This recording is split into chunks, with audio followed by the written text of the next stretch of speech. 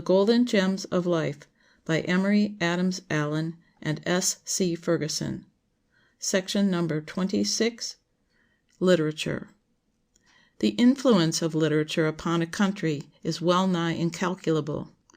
The Druid warriors were incited to deeds of desperate valor by the songs of their bards, and in modern times victories are achieved by the writers of books no less important than many won on tented fields. The literature of a nation molds the thoughts of a whole people, guides their actions, and impresses its indelible mark upon the lives and conduct of its citizens. Who can estimate the effect of Voltaire's writing on the French people? The results for which many philanthropists toiled in vain were achieved by the works of Dickens. The power of books and literature is no less marked in the individual than in the mass. To the weak, and to the strong in their times of weakness, books are inspiring friends and teachers. Against the feebleness of individual efforts, they proclaim the victory of faith and patience, and against the uncertainties and discouragement of one day's work, they set forth the richer and more complete life that results from perseverance in right actions. It sets the mind more and more in harmony with the noblest aims, and holds before it a crown of honor and power. There is a certain monotony in daily life, and there are those whose aims are high, but who lack the inherent strength to stand true to them amid adverse influences, and so gradually drop out of the ever-thinning ranks of those who would wrest from fame her richest trophies. They are conquered by routine, and disheartened by the discipline and labor that guard the prizes of life. Even to the resolute, persevering ones, there are hours of weakness and weariness. To all such, literature comes with its helping hand in hours of discouragement. It revives hope in the minds of those almost discouraged, and brings the comforts of philosophy to the cast down. Books are a guide to youth and an inspiration for age. They support us under solitude, and keep us from becoming a burden to ourselves. They lessen our cares, compose our passions, and lay our disappointments asleep. When weary of the living, we may, by their aid, repair to the dead, who have nothing of peevishness, pride, or design in their conversation. In books we live continually in the decisive moments of history, and in the deepest experience of individual lives. The flowers which we cull painfully and at long intervals in our personal history blossom in profusion here, and the air is full of fragrance which touches our own life only in its happier times. In our libraries we meet great minds on an equality, and feel at ease with them. We come to know them better, perhaps, than those who bear their names and sit at their tables. The reserve that makes so many fine natures difficult of access is here entirely lost. No carelessness of manner, no poverty of speech or unfortunate personal peculiarity, mars the intercourse of author and reader. It is a relation in which the exchange of thought is undisturbed by outward conditions. We lose our narrow selves in the broader life that is open to us. We forget the hindrance and limitation of our own work in the full comprehension of that stronger life that cannot be bound nor confined, but grows in all soils and climbs heavenward under every sky. Literature is the soul of action, the only sensible, articulate voice of the accomplished facts of the past. The men of antiquity are dead, their cities are ruins, their temples are dust. Their fleets and armies have disappeared, yet all these exist in magic preservation in the literature which they have bequeathed to us, and their manners and their deeds are as familiar to us as the events of yesterday. Papers and books are really the teachers, guides, and lawgivers of the world today. Their influence is very much like that of a companion to whom we are attached. Hence it is of more consequence to know what class to avoid than what to choose, for good books are as scarce as good companions, and in both instances all we can learn from bad ones is that so much time has been worse than thrown away. We should choose our books as we do our friends, for their sterling and intrinsic merit, not for the accidental circumstances in their favor. For, with books as with men, it seldom happens that their performances are fully equal to their pretensions, nor their capital to their credit. As we should always seek the companionship of the best class of people, so we should always seek the companionship of the best books. He that will have no books but such as are scarce evinces about as correct a taste in literature as he would do in friendship, who should have no friends but those whom the rest of the world have discarded.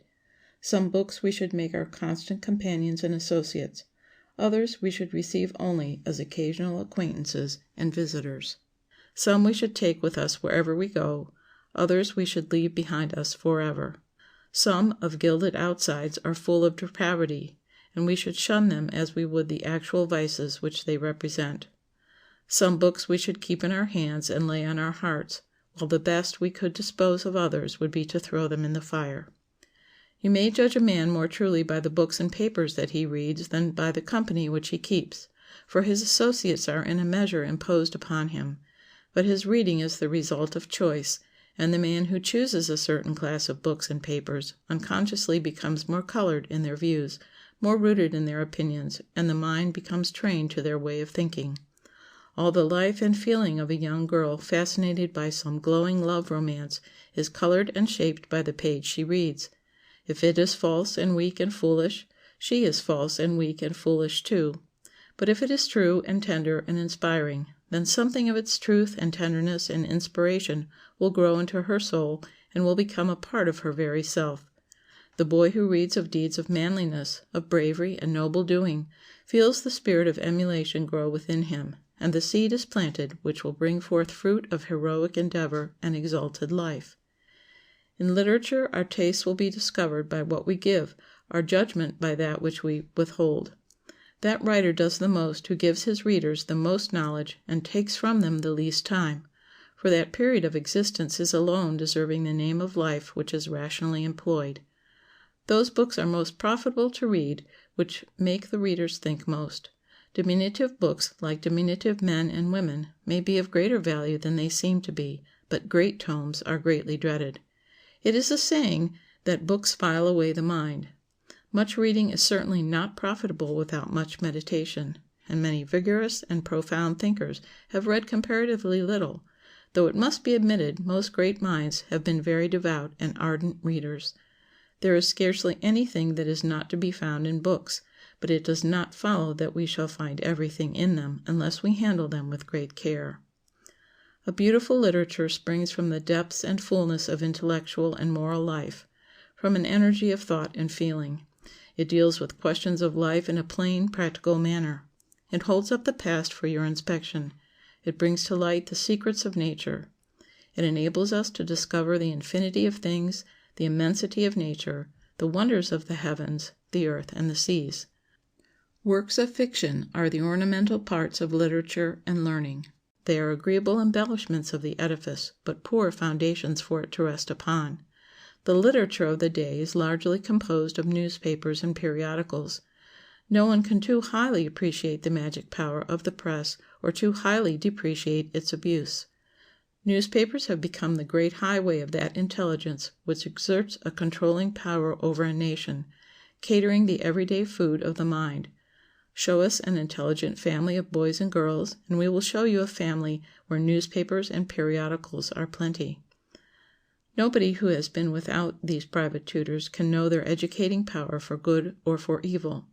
Think of the innumerable topics of discussion which they suggest at the table, the important public measures with which the children thus early become acquainted, of the great philanthropic questions to which, unconsciously perhaps, their attention is called, and the general spirit of intelligence which is evoked by these quiet visitors. This vast world moves along lines of thought and sentiment and principles, and the press gives to these wings to fly and tongues to speak.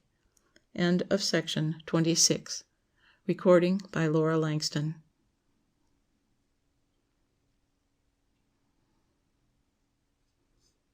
The Golden Gems of Life by Emory Adams Allen and S.C. Ferguson.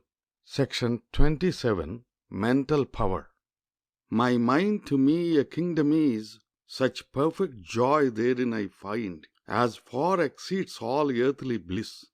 Though much I want that most would have, yet still my mind forbids to crave. Sir Edmund Dyer. The triumph of cultivated intellect over the forces of nature is indeed a wonderful subject for contemplation. The most deadly poisons are made to conduce to human health and welfare. Electricity does the writing and talking and annihilates space.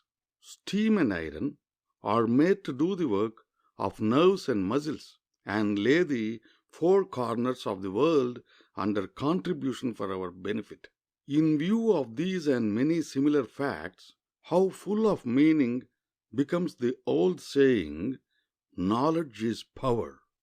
Reason, like the magnetic influence imparted to iron, may be said to give to matter properties and powers which it did not possess before. But without extending its bulk, augmenting its weight, or altering its organization, it is visible only by its effects and perceptible only by its operations. Unlike those of the warriors, the triumphs of intellect derive all their luster not from the evil they have produced, but from the good. Her successes and her conquests are the common property of the world, and succeeding ages will be the watchful guardians of the rich legacies she bequeaths. The trophies and titles of the conqueror are on the quick march to oblivion, and amid that desolation where they were planted will decay. As the mind must govern the hand, so in every society the man of intelligence must direct and govern the man of ignorance. There is no exception to this law. It is the natural sequence of the dominion of mind over matter, a dominion so strong that for a time it can make flesh and nerves impregnable and string the sinews like steel, so that the weak become strong. Some men of a secluded and studious life have sent forth from their closet or cloister rays of intellectual light that have agitated courts and revolutionized kingdoms, as the moon that far removed from the ocean, and shining upon it with a serene and sober light, is the chief cause of all those ebbings and flowings which incessantly disturb that world of waters. The triumph of mind is shown in various ways. It enables us to surmount difficulties with facility. Like imprisoned steam, the more it is pressed, the more it rises to resist the pressure. The more we are obliged to do, the more we are able to accomplish. Perhaps in no other respect is the power of mind more signally shown than when it opens to our view avenues of pleasure before unthought of. Happiness is the great aim of life. In one form or another, we are all striving for it. There are no pleasures so pure as mental pleasures. We never tire of them. A lofty mind always thinks loftily.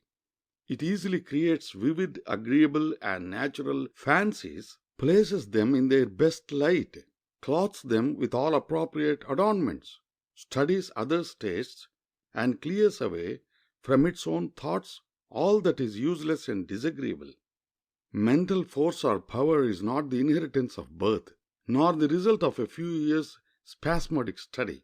It is only acquired as the result of long and patient exertion. There is no age at which it cannot be increased.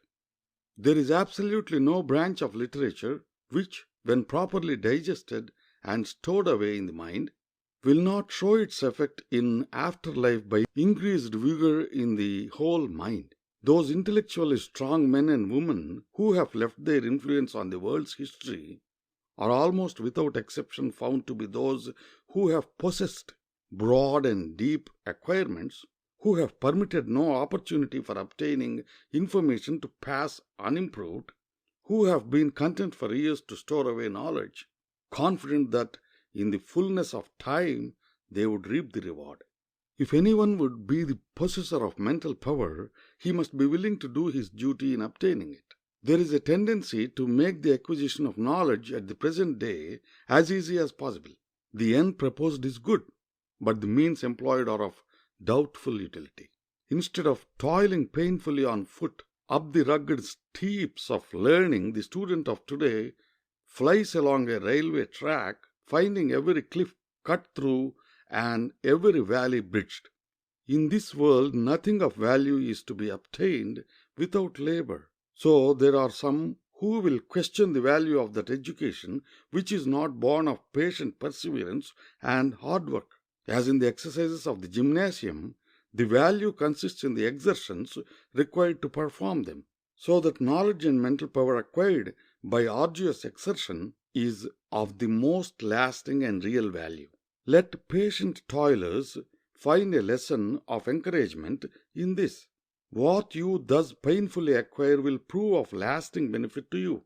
Mental power is seen in its best form only when all of the mental faculties have been properly drilled and disciplined. The mind cannot grow to its full stature, nor be rounded into just proportions, nor acquire that blended litheness, toughness, and elasticity which it needs if fed on one ailment. There is no profession or calling which, if too exclusively followed, will not warp and contract the mind. Just as if in the body a person resolves to be a rower, and only a rower, the chances are that he will have indeed strong arms but weak legs and eyes, blinded by the glare of water. Or if he desires to become an athlete, he may be all muscles with few brains. So in the mind, if he exercises but one set of faculties and neglects the rest, he may become a subtle theologian, or a sharp lawyer, a keen man of business, or a practical mechanic, and though the possessor of power, it is not power in its highest and best form. But for those who are anxious to obtain mental power, and for that purpose devote the years of a lifetime to patient study and reflection, the rewards it offers are full compensation for all the hours of weary, self-denying labor. Not only does it afford the best assurance of success in life's battles, and point out to its possessor means of happiness denied to others, but it is so peculiarly the highest form of power to which men can aspire that it commands the homage of all, and reposes as a jewel in the crown of the true man or woman. End of section 27. Mental Power. Recording by Raj from California.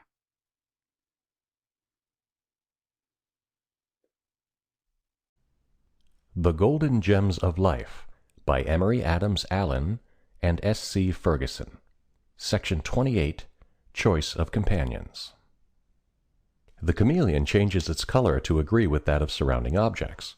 We all of us by nature possess this quality to such a degree that our character, habits, and principles take their form and color from those of our intimate associates.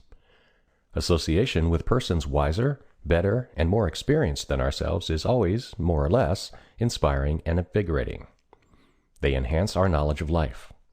We correct our estimate by theirs, and become partners in their wisdom. We enlarge our field of observation through their eyes, profit by their experience, and learn not only by what they have enjoyed, but, which is still more instructive, from what they have suffered. If they are stronger than ourselves, we become participators in their strength. Hence, companionship with the wise and energetic never fails to have a most valuable influence on the formation of our character, increasing our resources, strengthening our resolves, elevating our aims, and enabling us to exercise greater dexterity and ability in our own affairs, as well as more effective helpfulness in those of others. Young men are in general but little aware how much their reputation is affected in the view of the public by the company they keep. The character of their associates is soon regarded as their own. If they seek the society of the worthy and the respectable, it elevates them in the public estimation, as it is an evidence that they respect themselves, and are desirous to secure the respect of others. On the contrary, intimacy with persons of bad character always sinks a young man in the eyes of the public. While he, in intercourse with such persons, thinks but little of the consequences, others are making their remarks. They learn what his taste is, what sort of company he prefers, and predict, on no doubtful ground, what will be the result to his own principles and character. It is they only who are elevated in mind, character, and position who can lift us up, while the ignoble, degraded, and debased only drag us down.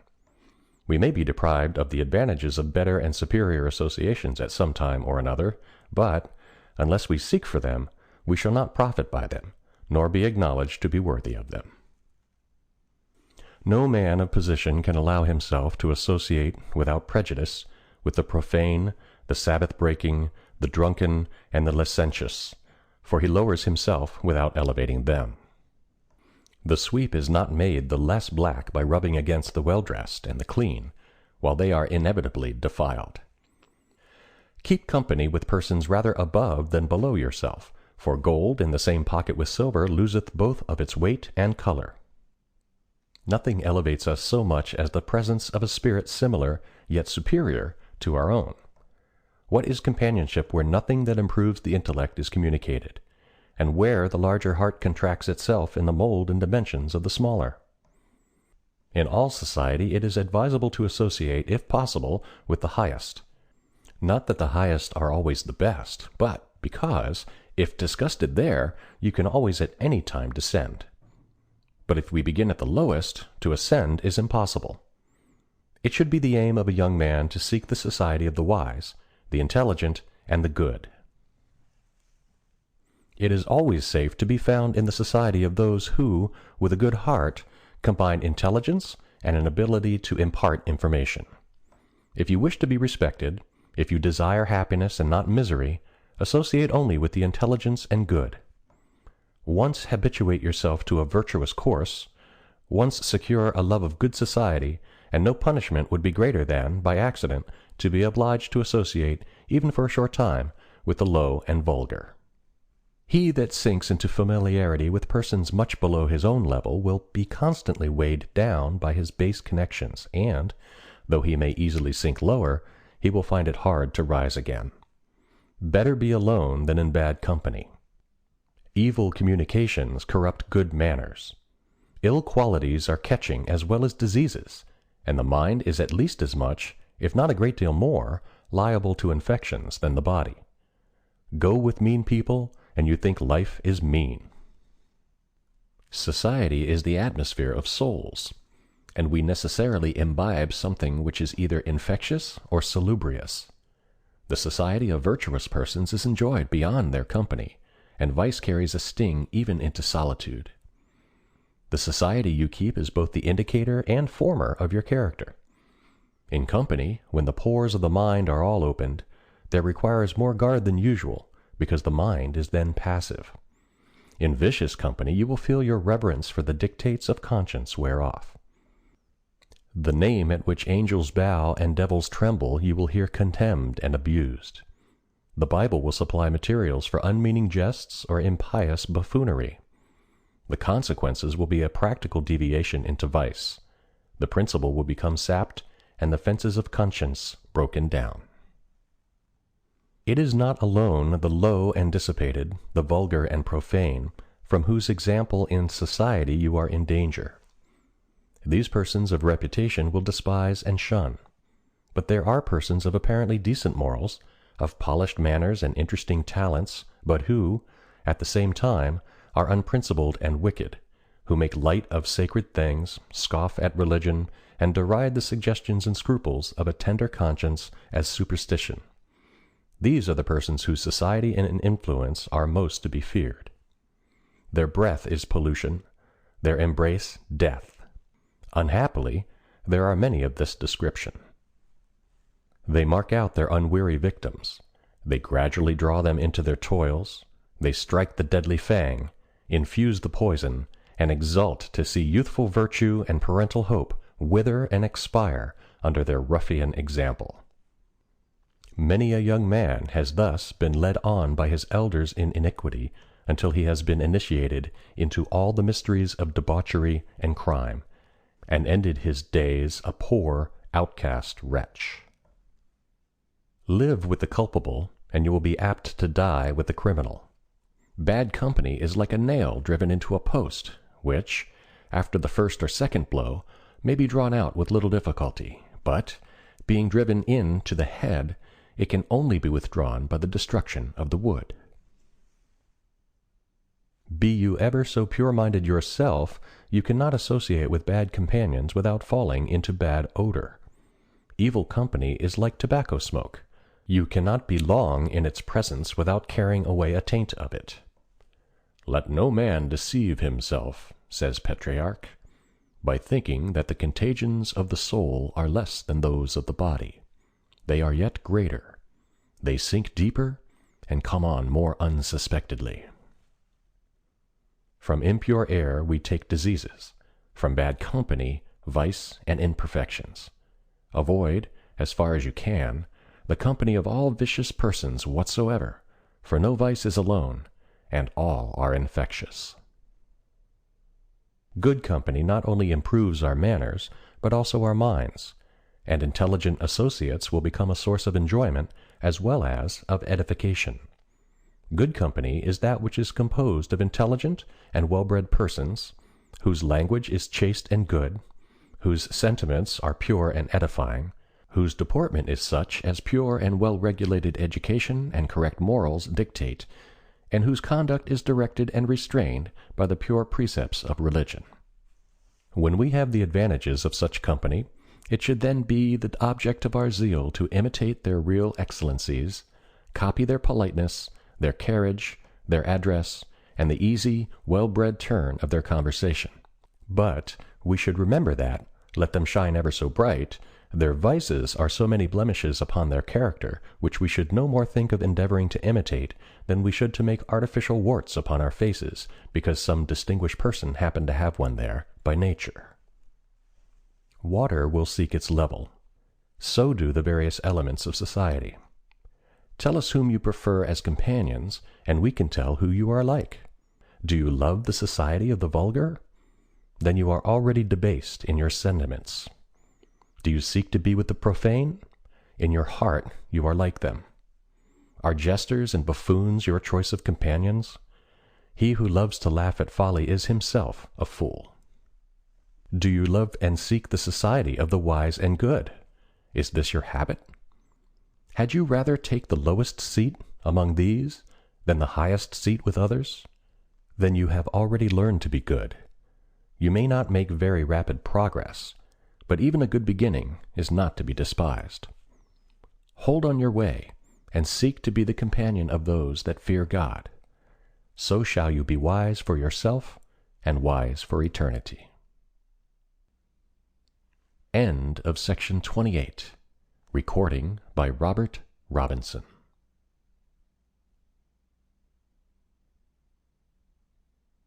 Recording by Linda Marie Nielsen, Vancouver, BC. The Golden Gems of Life by Emory Adams Allen and S.C. Ferguson. Section 29. Friends.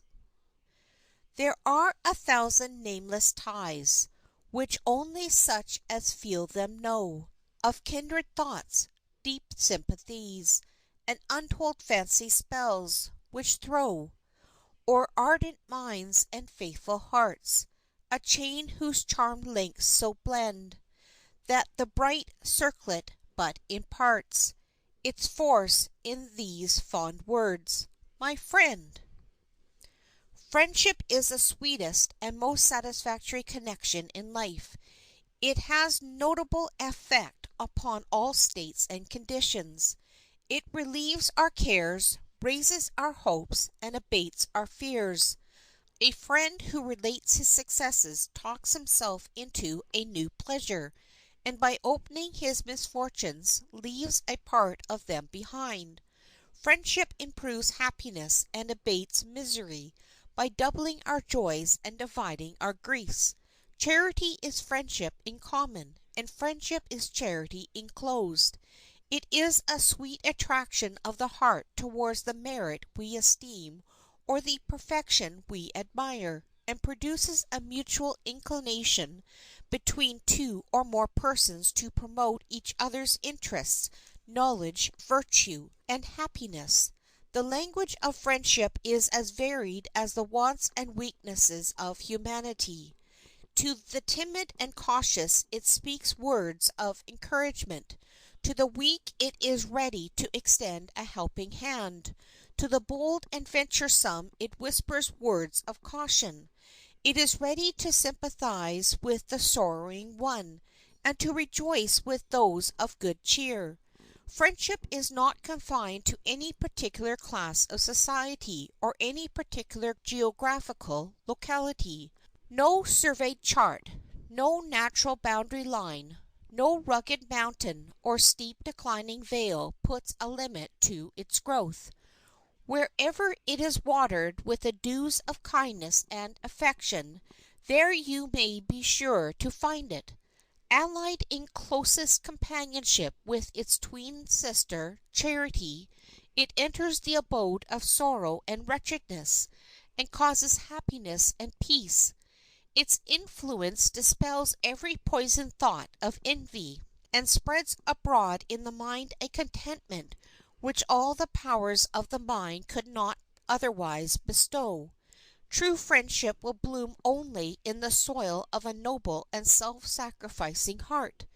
There it enjoys perpetual summer, diffusing a sweet atmosphere of love, peace, and joy to all around.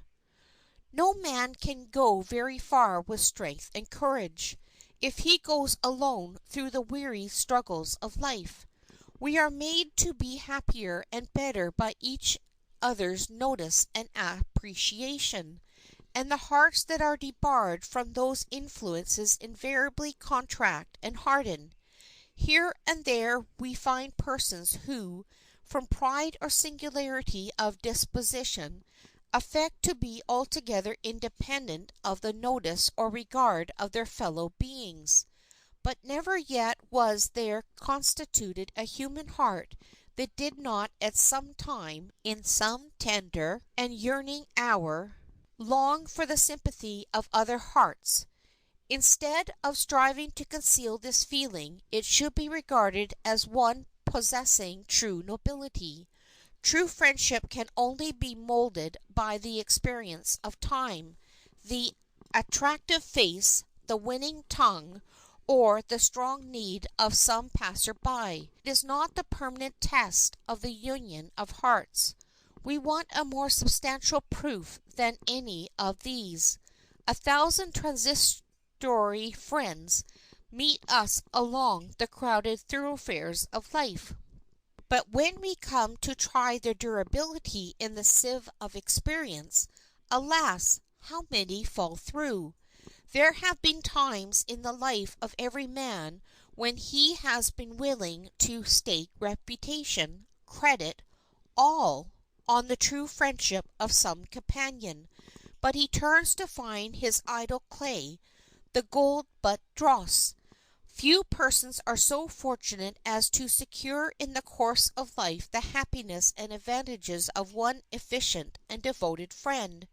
It is all that may aim at, seek, and ask to have, and is worth a whole caravan of those lukewarm and treacherous souls who, indeed, profess to be attached to us, but whose affection is so uncertain and unstable that we fear to put it to the test of trial lest we lose it forever. Concerning the one you call your friend, tell us, will he weep with you in your hour of distress? Will he faithfully reprove you to your face for actions for which others are ridiculing and censuring you behind your back? Will he dare to stand forth in your defense when detraction is secretly aiming its weapon at your reputation? Will he acknowledge you with the same cordiality and behave to you with the same friendly attention in the company of your superiors in rank and fortune as when the claims of pride do not interfere with those of friendship? If misfortune and loss should oblige you to retire into a walk of life in which you cannot appear with the same liberality as formerly, will he still think himself happy in your society, and instead of withdrawing himself from an unprofitable connection, take pleasure in professing himself your friend, and cheerfully assist you to support the burden of your afflictions? When sickness shall call you to retire from the busy world, will he follow you to your gloomy retreat, listen with attention to your tale of suffering, and administer the balm of consolation to your fainting spirit? And lastly, when death shall burst asunder every earthly tie, will he shed a tear upon your grave, and lodge the dear remembrance of your mutual friendship in his heart? If so, then grapple him to your heart with hooks of steel, and you shall know the privilege of having one true friend. Friendship is a vase which, when it is flawed by violence or accident, may as well be broken at once. It never can be trusted after. The more graceful and ornamental it was, the more clearly we do discern the hopelessness of restoring it to its former state. Coarse stones, if they are fractured, may be cemented again; precious ones never.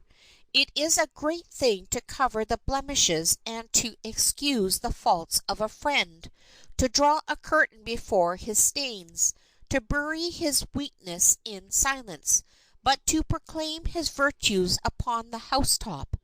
Prosperity is no just scale. Adversity is the only true balance to weigh friends in.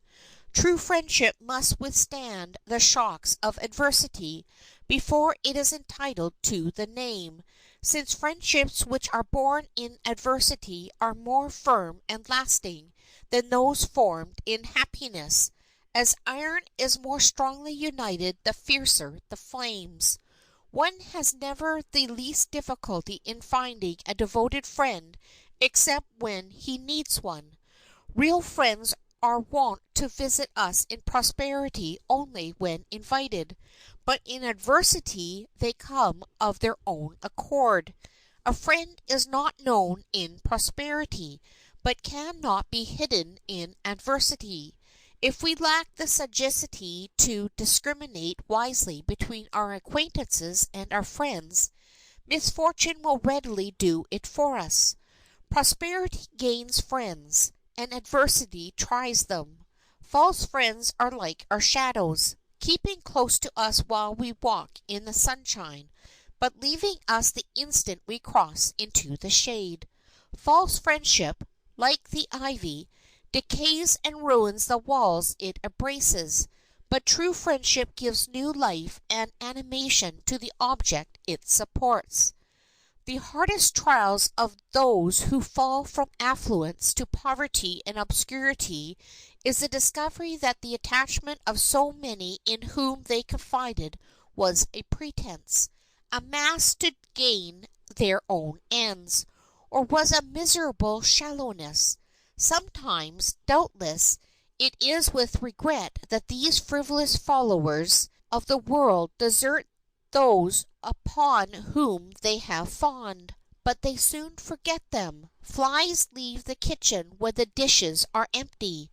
The parasites that cluster about the favorites of fortune to gather his gifts and climb by his aid, linger with the sunshine, but scatter at the approach of a storm, as the leaves cling to a tree in summer weather, but drop off at the breath of winter. Like ravens settled down for a banquet and suddenly scared away by a noise, how quickly at the first sound of calamity the superficial friends are up and away. Cling to your friends after having chosen them with proper caution. If they reprove you, thank them. If they grieve you, forgive them. If circumstances have torn them from you, circumstances may change and make them yours again. Be very slow to give up an old and tried friend. A true friend is such a rare thing to have that you are blessed beyond the majority of men if you possess but one such. The first law of friendship is sincerity, and he who violates this law will soon find himself destitute of that which he sought. The death of friendship is always a tragic affair. Sometimes it cools from day to day, warm confidence gradually giving place to a cold civility, and these in turn swiftly becoming icy hunks of neglect and repugnance. Sometimes its remembrances touch us with a pang, or we stand at its grave sobbing. wounded with a grief whose balsam never grew. The hardest draught in the cup of life is wrung from betrayed affection, when the guiding light of friendship is quenched in deception, and the gloom that surrounds our path grows palpable. Let one find cold repulse or mocking treachery where he expected the greetings of friendship, and it is not strange that he feels crushed with the discovery. Old friends! What a multitude of deep and varied emotions are called up from the soul by the utterance of these two words! What thronging memories of other days crowd the brain when they are spoken! Oh, there is magic in their sound, and the spell it evokes is both sad and pleasing. When reverie brings before us in quick succession the scenes of bygone years, how do the features of olden friends, dim and shadowy as the grave in which many of them are laid, flit before us! How they carry us to other scenes and other places! The thoughts which fill the mind when thus musing on the past are always of a chastened kind. In the scenes of the past we behold a type of the future. The fate of our friends shadows forth our own, and we are indeed dull if we fail to arise from fancied communication with old friends, wiser and better men and women. End of section 29. Recording by Linda Marie Nielsen, Vancouver, BC.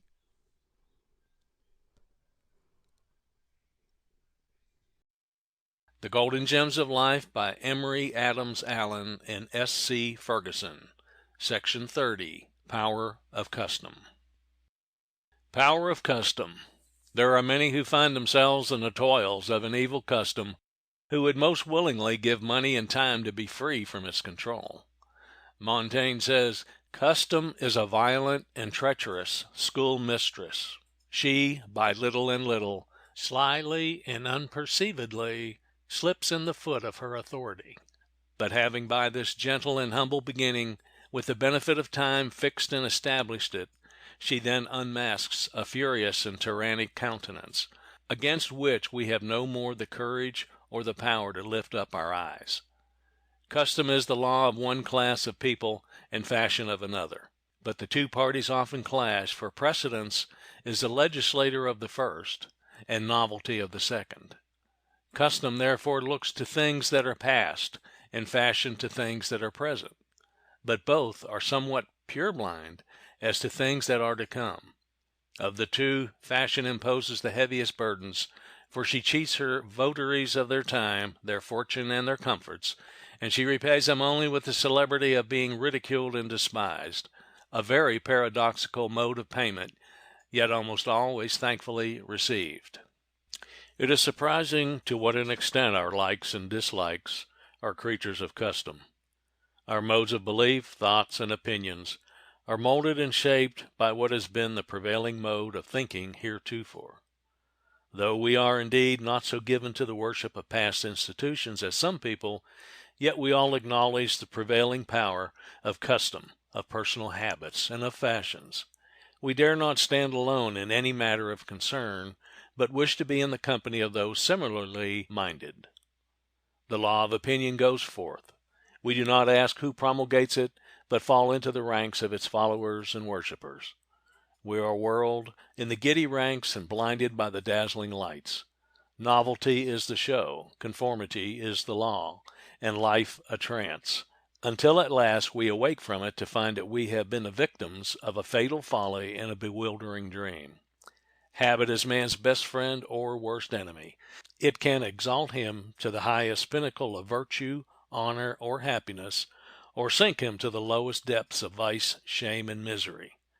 If we look back upon the usual course of our feelings, we shall find that we are more influenced by the frequent recurrence of objects than by their weight and importance, and that habit has more force in forming our character than our opinions. The mind naturally takes its tone and complexion from what it habitually contemplates.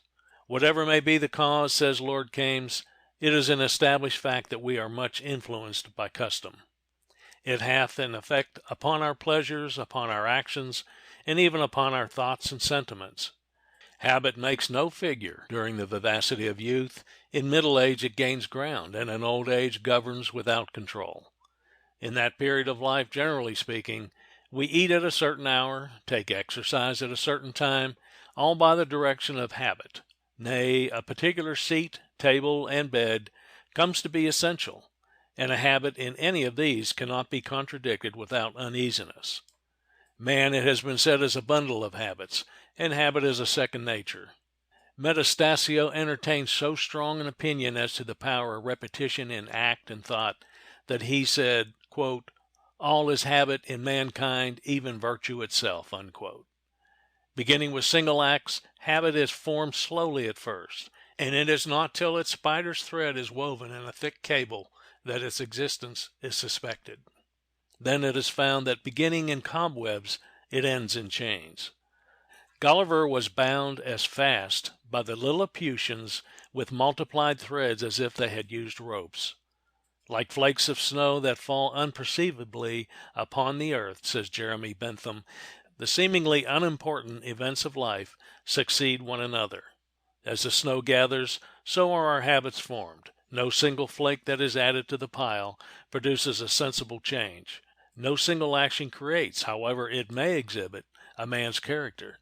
But as the tempest hurls the avalanche down the mountain and overwhelms the inhabitant and his habitation, so passion, acting upon the elements of mischief with pernicious habits, have brought together by imperceptible accumulation, may overthrow the edifice of truth and virtue.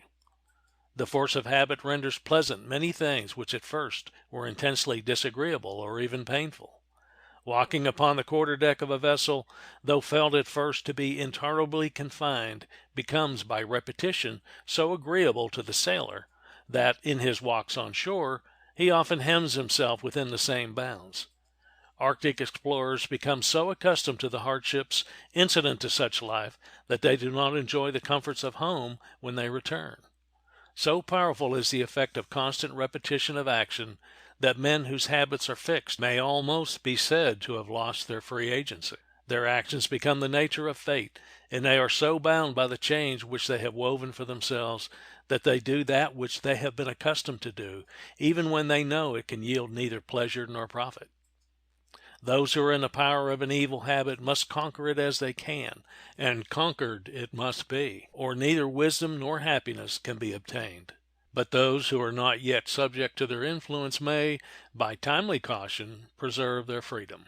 They may effectually resolve to escape the tyrant, whom they will vainly resolve to conquer. Be not slow in the breaking of a sinful custom. A quick, courageous resolution is better than a gradual deliberation. In such a combat he is the bravest soldier who lays about him without fear or wit. Wit pleads, fear disheartens. He who would kill Hydra had better strike off one neck than 5 heads. Fell the tree and the branches are soon cut off.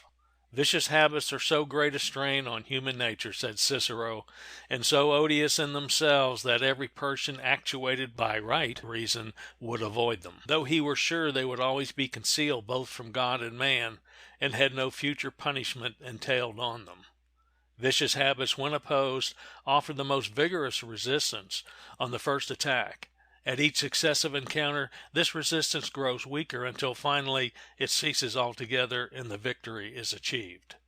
Such being the power of habit, all can plainly see the importance of forming habits of such a nature that they constantly tend to increase our happiness and to render more sure and certain that success, the attaining of which is the object of all our endeavors. We may form habits of honesty or knavery, frugality or extravagance, of patience or impatience, self-denial or self-indulgence. In short, there is not a virtue nor a vice, not an act of body nor of mind, to which we may not be chained by this despotic power. It has been truly said that even happiness may become habitual. One may acquire the habit of looking upon the sunny side of things, or of looking upon the gloomy side. He may accustom himself by a happy alchemy to transmute the darkest events into materials for hopes. Hume, the historian, said that the habit of looking at the bright side of things was better than an income of £1,000 a year. Habits which are to be commended are not to be formed in a day, nor by a few faint resolutions, not by accident, not by fits and starts, being one moment in a paroxysm of attention, and the next falling into the sleep of indifference, are they to be obtained, but by steady, persistent efforts. Above all, it is necessary that they should be acquired in youth, for then do they cost the least effort. Like letters cut in the bark of a tree, they grow and widen with age. Once obtained, they are a fortune of themselves, for their possessor has disposed thereby of the heavier end of the load of life. All the remaining he can carry easily and pleasantly. On the other hand, bad habits, once formed, will hang forever on the wheels of enterprise, and in the end will assert their supremacy, to the ruin and shame of their victim. End of section 30.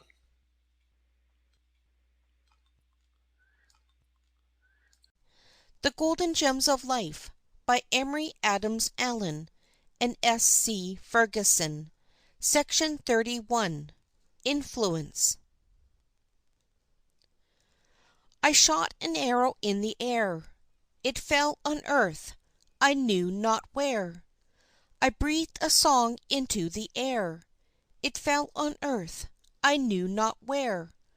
Long, long afterwards, in an oak, I found the arrow still unbroke, and the song, from beginning to end, I found again in the heart of a friend. H. W. Longfellow. Influence is to a man what flavor is to fruit, or fragrance to a flower. It does not develop strength or determine character, but it is the measure of his interior richness and worth, and as the blossom cannot tell what becomes of the odor which is wafted away from it by every wind, so no man knows the limit of that influence which constantly and imperceptibly escapes from his daily life, and goes out far beyond his conscious knowledge or remotest thought. Influence is a power we exert over others by our thoughts, words, and actions, by our lives, in short. It is a silent, a persuading, a magnetic, a most wonderful thing. It works in inexplicable ways. We neither see nor hear it, yet, consciously or unconsciously, we exert it. Your influence is not confined to yourself, or to the scene of your immediate actions.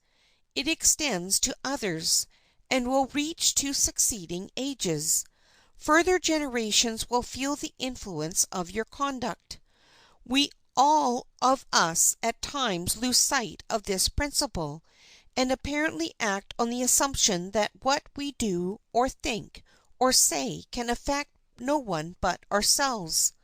But we are so connected with the immortal beings around us, and with those who are to come after us, that we cannot avoid exerting a most important influence over their character and final condition, and thus, long after we shall be no more, nay, after the world itself shall be no more, the consequences of our conduct to thousands of our fellow men will be nothing less than everlasting destruction or eternal life. What we do is transacted on a stage of which all in the universe are spectators. What we say is transmitted in echoes that will never cease. What we are is influencing and acting on the rest of mankind. Neutral we cannot be. Living we act, and dead we speak. And the whole universe is the mighty company, forever looking and listening, and all nature the tablets, forever recording the words, the deeds, the thoughts, the passions of mankind. It is a high, solemn, almost awful thought for every individual man, that his earthly influence, which has a commencement, will never through all ages have an end. What is done, has already blended itself with the boundless, ever living, ever working universe, and will work there for good or evil, openly or secretly, throughout all time. The life of every man is as the well-spring of a stream, whose small beginnings are, indeed, plain to all, but whose course and destination, as it winds through the expanse of infinite years, only the Omniscient can discern. God has written upon the flower that sweetens the air, upon the breeze that rocks the flower upon its stem, upon the raindrop that swells the mighty river, upon the dewdrops that refresh the smallest sprig of moss that rears its head in the desert, upon the ocean that rocks every swimmer in its channel, upon every penciled shell that sleeps in the caverns of the deep, as well as upon the mighty sun which warms and cheers the millions of creatures that live in the light. Upon all he has written. None of us liveth to himself. The babe that perished on the bosom of its mother, like a flower that bowed its head and drooped amid the death frosts of time, that babe, not only in its image but in its influence, still lives and speaks in the chambers of the mother's heart. The friend with whom we took sweet counsel is removed visibly from the outward eye, but the lessons that he taught, the grand sentiments that he uttered, the deeds of generosity by which he was characterized, the moral lineaments and likeness of the man, still survive, and appear in the silence of eventide, and on the tablets of memory, and in the light of noon and dewy eve; and, though dead, he yet speaketh eloquently, and in the midst of us. Everything leaves a history and an influence. The pebble, as well as the planet, goes attended by its shadow. The rolling rock leaves its scratches on the mountains, the river its channel in the soil, the animal its bones in the stratum, the fern and leaf their modest epitaph in the coal. The falling drop marks its sculpture in the sand or the stone. Not a footsteps in the snow or along the ground, but prints, in characters more or less lasting, a map of its march. Every act of man inscribes itself in the memories of its fellows, and in his own manners and face. The air is full of sounds, the sky of tokens, the ground is all memoranda and signatures, and every object covered over with hints which speak to the intelligent. The sun sets beyond the western hills, but the trail of light he leaves behind him guides the pilgrim to his distant home. The tree falls in the forest, but in the lapse of ages it is turned into coal, and our fires burn now the brighter because it grew and fell. The coral insect dies, but the reef it raised breaks the surge on the shore of great continents, or has formed an isle on the bosom of the ocean, to wave with harvest for the good of man. We live and we die, but the good or evil that we do lives after us, and is not buried with our bones. The career of great men remains an enduring monument of human energy. The man dies and disappears, but the thoughts and acts survive and leave an indelible stamp on his race, and thus the spirit of his life is prolonged, and thus perpetuated, molding the thought and will, and thereby contributing to form the character of the future. It is the men who advance in the highest and best directions, who are the true beacons of human progress. They are as lights set upon a hill, illuminating the moral atmosphere around them, and the light of the Spirit continues to shine upon all succeeding generations. The golden words that good men have uttered, the examples they have set, live through all time. They pass into the thoughts and hearts of their successors, help them on the road of life, and often console them in the hour of death. They live a universal life, speak to us from their graves, and beckon us on in the paths which they trod. Their example is still with us, to guide, to influence, and to direct us. Nobility of character is perpetual bequest, living from age to age, and constantly tending to reproduce its like. It is what man was that lives and acts after him. What he said sounds along the years like voices amid the mountain gorges, and what he did is repeated after him in ever multiplying and never ceasing reverberations. Every man has left behind him influences for good or evil that will never exhaust themselves. The sphere in which he acts may be small or it may be great. It may be his fireside or it may be a kingdom, a village, or a great nation. It may be a parish or broad Europe. But act he does, ceaselessly and forever. His friends, his family, his successors in office, his relatives are all receptive of an influence, a moral influence, which he has transmitted to mankind, either a blessing which will repeat itself in showers of benediction, or a curse which will multiply itself in ever accumulating evil. We see not in life the end of human actions. Their influence never dies. In ever widening circles it reaches beyond the grave. Death removes us from this to an eternal world.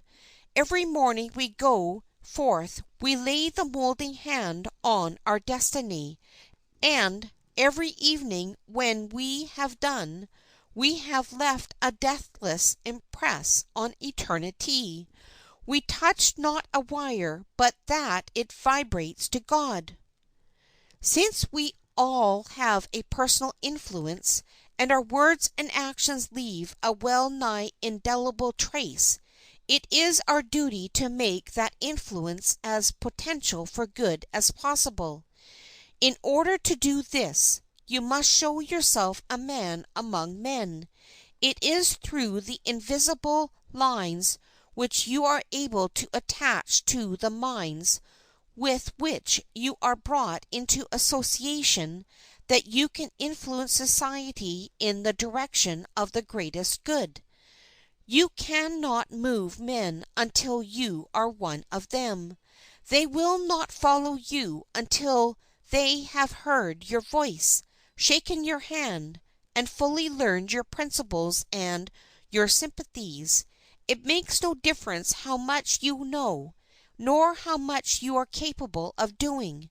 You may pile accomplishments upon acquisitions mountain high, but if you fail to be a social man, demonstrating to society that your lot is with the rest, a little child with a song in its mouth and a kiss for all and a pair of innocent hands to lay upon the knees shall lead more hearts and change the direction of more lives than you.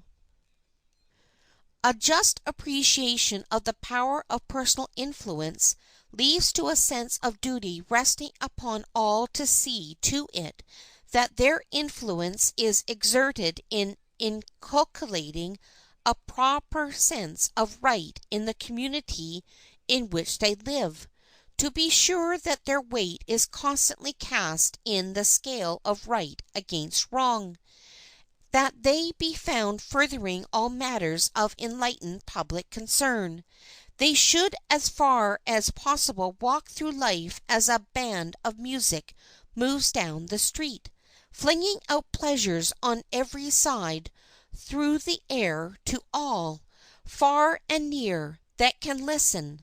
Some men fill the air with their pretense and sweetness, as orchards in October days fill the air with the perfume of ripe fruits. Some women cling to their own homes like the honeysuckle over the door, yet, like it, sweeten all the region with the subtle fragrance of their goodness. Such men and women are trees of righteousness, which are ever dropping precious fruits around them. Their lives shine like starbeams, or charm the heart like songs sung upon a holy day. How great a beauty and blessing it is to hold the royal gifts of the soul, so that they shall be music to some and fragrance to others, and life to all. It would be a most worthy object of life to make the power which we have within us the breath of other men's joys, to scatter sunshine where only clouds and shadows reign, to fill the atmosphere where earth's weary toilers must stand with a brightness which they can not create for themselves, but long for, enjoy, and appreciate. There is an energy of moral suasion in a good man's life, passing the highest efforts of the orator's genius. The seen but silent beauty of holiness speaks more eloquently of God and duty than the tongues of men and angels. Let parents remember this. The best inheritance a parent can bequeath to a child is a virtuous example, a legacy of hallowed remembrance and associations. The beauty of holiness beaming through the life of a loved relative or friend is more effectual to strengthen such as do stand in virtue's ways, and raise up those that are bowed down, than precept or command, entreaty or warning. Shall our influence be for good or for evil? For good? Then let no act of ours be such as could lead a fellow mortal astray. It is a terrible thought that some careless word, uttered it may be in jest, may start some soul upon the downward road.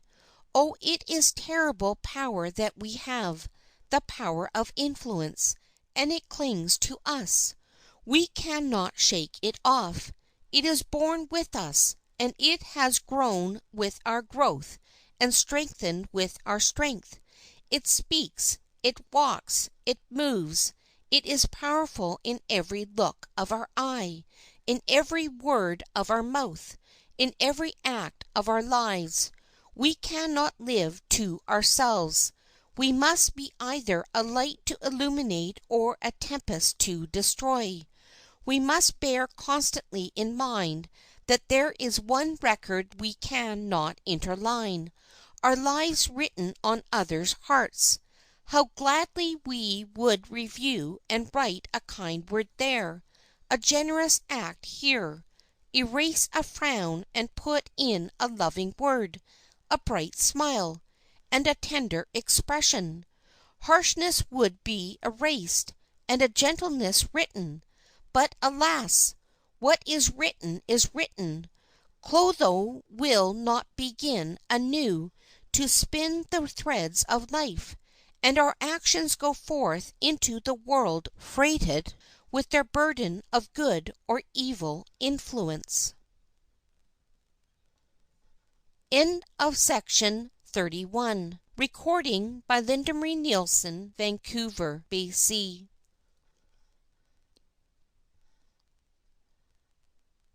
The Golden Gems of Life by Emory Adams Allen and S. C. Ferguson.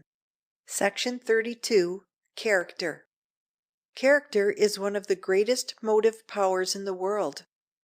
In its noblest embodiments it exemplifies human nature in its highest forms, for it exhibits man at his best. It is the cornerstone of individual greatness. the Doric and splendid column of the majestic structure of a true and dignified man, who is at once a subject and a king. Character is to a man what the flywheel is to the engine. By the force of its momentum it carries him through times of temptation and trial. It steadies him in times of popular excitement and tumult, and exerts a guiding and controlling influence over his life. There are trying and perilous circumstances in life which show how valuable and important a good character is. It is a strong and sure staff of support when everything else fails. In the crisis of temptation, in the battle of life, when the struggle comes either from within or without, it is our strength, heroism, virtue, and consistency, our character, in short, which defends and secures our happiness and honor. And if they fail us in the hour of need, in the season of danger, all may be irretrievably lost, and nothing left us except vain regrets and penitential tears. Character is power, character is influence, and he who has character, though he may have nothing else, has the means of being eminently useful, not only to his immediate friends, but to society, to the Church of God, and to the world. When a person has lost his character, all is lost. All peace of mind, all complacency in himself, are fled forever. He despises himself. He is despised by his fellow men. Within is shame and remorse. Without, neglect and reproach. He is of necessity a miserable and useless man, and he is so even though he be clad in purple and fine linen, and fare sumptuously every day. It is better to be poor. It is better to be reduced to beggary. It is better to be cast into prison or condemned to perpetual slavery than to be destitute of a good name or endure the pains and evils of a conscious worthlessness of character. The value of character is the standard of human progress. The individual, the community, the nation, tell of their standing, their advancement, their worth, their true wealth and glory, in the eye of God, by their estimation of character. That man or nation that lightly esteems character is low, groveling, and barbarous. Wherever character is made a secondary object, sensualism and crime prevail. He who would prostitute character to reputation is base. He who lives for anything less than character is mean. He who enters upon any study, pursuit, amusement, pleasure, habit, or course of life, without considering its effect upon his character is not a trusty or an honest man. He whose modes of thought, states of feeling, everyday acts, common language, and whole outward life are not directed by a wise reference to their influence upon his character is a man always to be watched. Just as a man prizes his character, so is he. There is a difference between character and reputation. Character is what a man is. Reputation is what he is thought to be. Character is within. Reputation is without. Character is always real. Reputation may be false. Character is substantial and enduring. Reputation may be vapory and fleeting. Character is at home. Reputation is abroad. Character is in a man's own soul. Reputation is in the minds of others. Character is the solid food of life. Reputation is the dessert. Character is what gives a man value in his own eyes. Reputation is what he is valued at in the eyes of others. Character is his real worth. Reputation is his market price. A man may have a good character and a bad reputation, or a man may have a good reputation and a bad character, as we form our opinion of men from what they appear to be and not from what they really are. Most men are more anxious about their reputation than they are about their character. This is not right. While every man should endeavor to maintain a good reputation, he should especially labor to possess a good character. Our true happiness depends not so much on what is thought of us by others as on what we really are in ourselves. Men of good character are generally men of good reputation, but this is not always the case, as the motives and actions of the best of men are sometimes misunderstood and misrepresented. But it is important, above everything else, that we be right and do right, whether our motives and actions are properly understood and appreciated or not. Nothing can be so important to any man as the formation and possession of a good character. Character is of slow but steady growth, and the smallest child and the humblest and weakest individual may attain heights that now seem inaccessible by the constant and patient exercise of just as much moral power as, from time to time, they possess. The faithful discharge of daily duty, the simple integrity of purpose and power of life that all can attain with effort, contribute silently but surely to the build-up of a moral character that knows no limit to its power, no bounds to its heroism.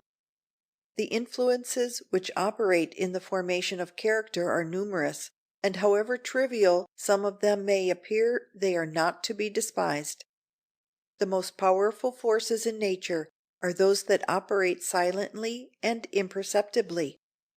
This is equally true of those moral forces which exert the greatest influence on our minds and give complexion to our character. Among the most powerful are early impressions, examples, and habits. Early impressions, although they may appear to be but slight, are the most enduring, and exert a great influence on life.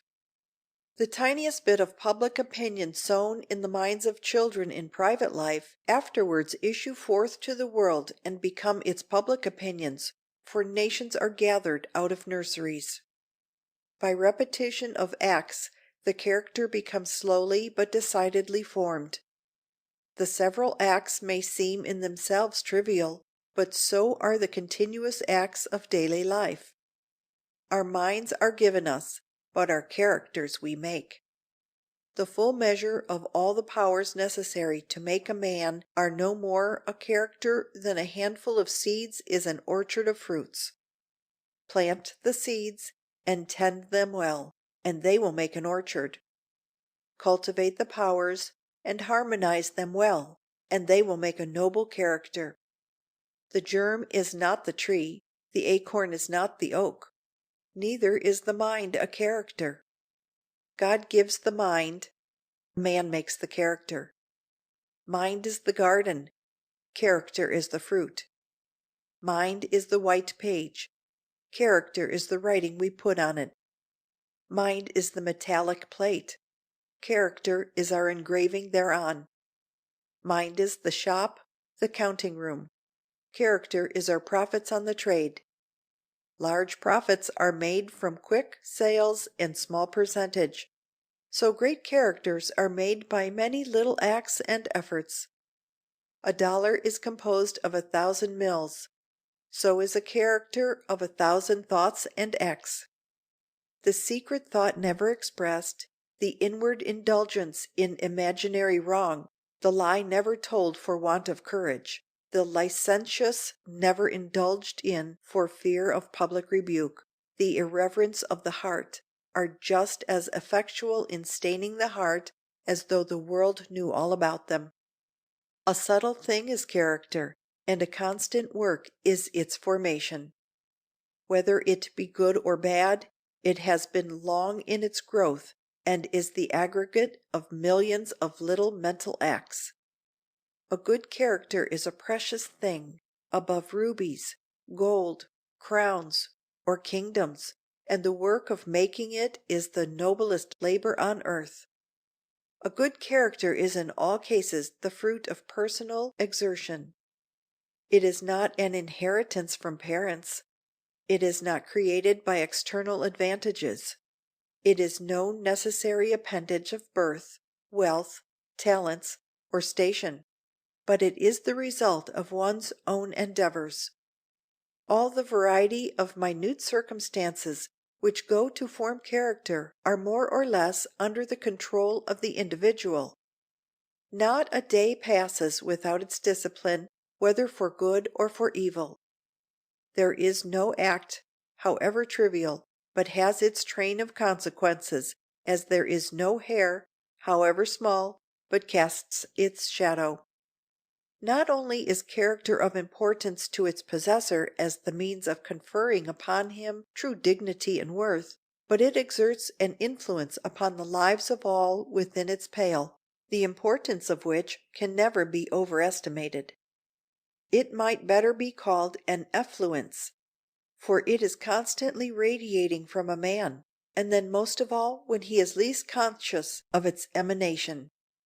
We are molding others wherever we are. Books are only useful when they are read. Sermons are only influential when they are listened to. But character keeps itself at all times before men's attention, and its weight is felt by everyone who comes within its sphere. Other agencies are intermittent, like the revolving light which, after a time of brightness, goes out into a period of darkness. But character is continuous in its operations, and shines with the steady radiance of a star. A good character is therefore to be carefully maintained for the sake of others, if possible, more than ourselves. It is a coat of triple steel, giving security to the wearer, protection to the oppressed, and inspiring the oppressor with awe. Every man is bound to aim at the possession of a good character as one of the highest objects of his life. His very effort to secure it by worthy means will furnish him with a motive for exertion, and his idea of manhood, in proportion as it is elevated, will steady and animate his motives. The pursuit of it will prove no obstacle to the acquisition of wealth or fame, but, on the contrary, not only is the attainment of a good character an almost indispensable thing for him who would make his mark in the world, but such is the nature of character that the control over the acts and thoughts of an individual, which must be acquired before character can exhibit inherent strength, conduces in a very great degree to the very condition which produces success. Character is the grandest thing man can live for. It is to have worth of soul, wealth of heart, diamond dust of mind. He who has this aim lives to be what he ought to be, and to do what duty requires. To him comes fame, delighted to crown him with her wreaths of honor. Sum it up as we will, character is the great desideratum of human life.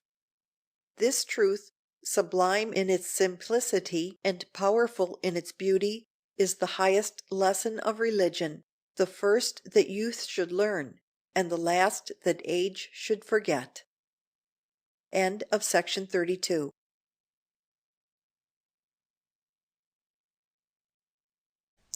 The Golden Gems of Life by Emory Adams Allen and S.C. Ferguson. Section 33.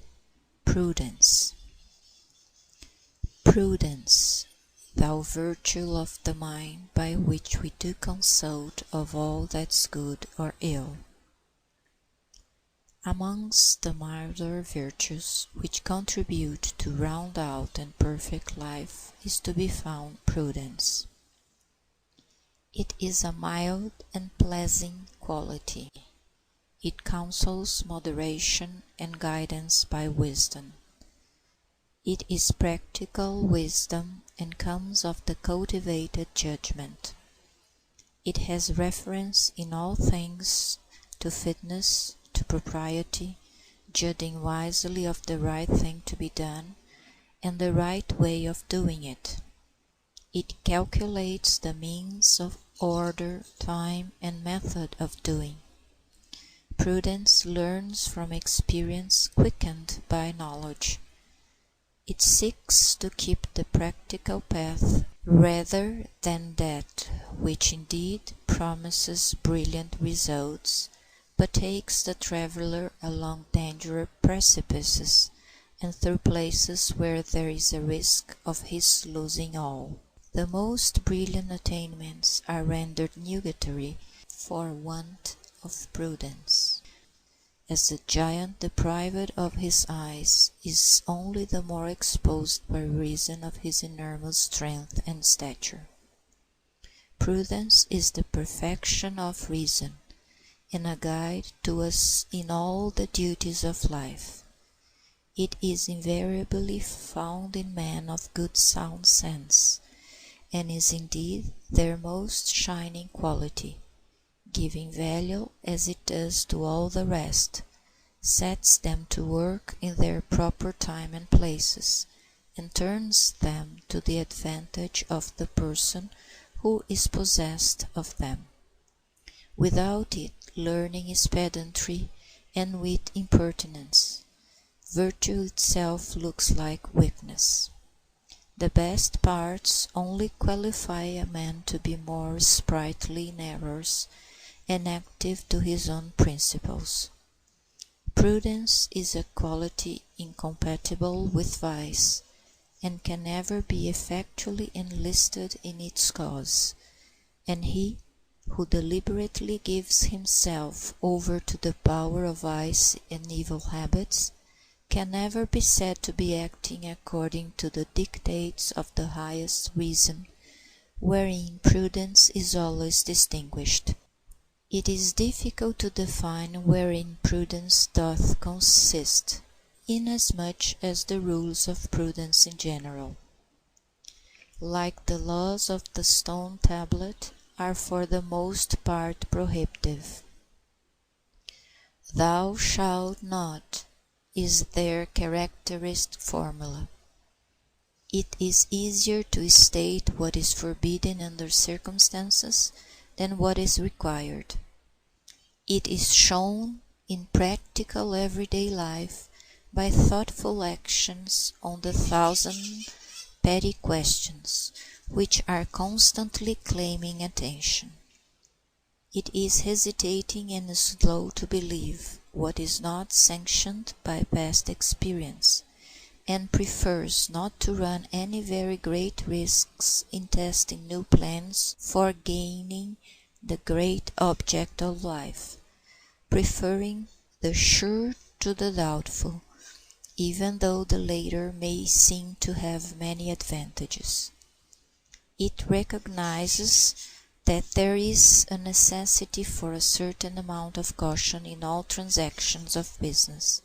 Hence the old saying, prudent men lock up their motives, letting familiars have a key to their hearts as to their garden.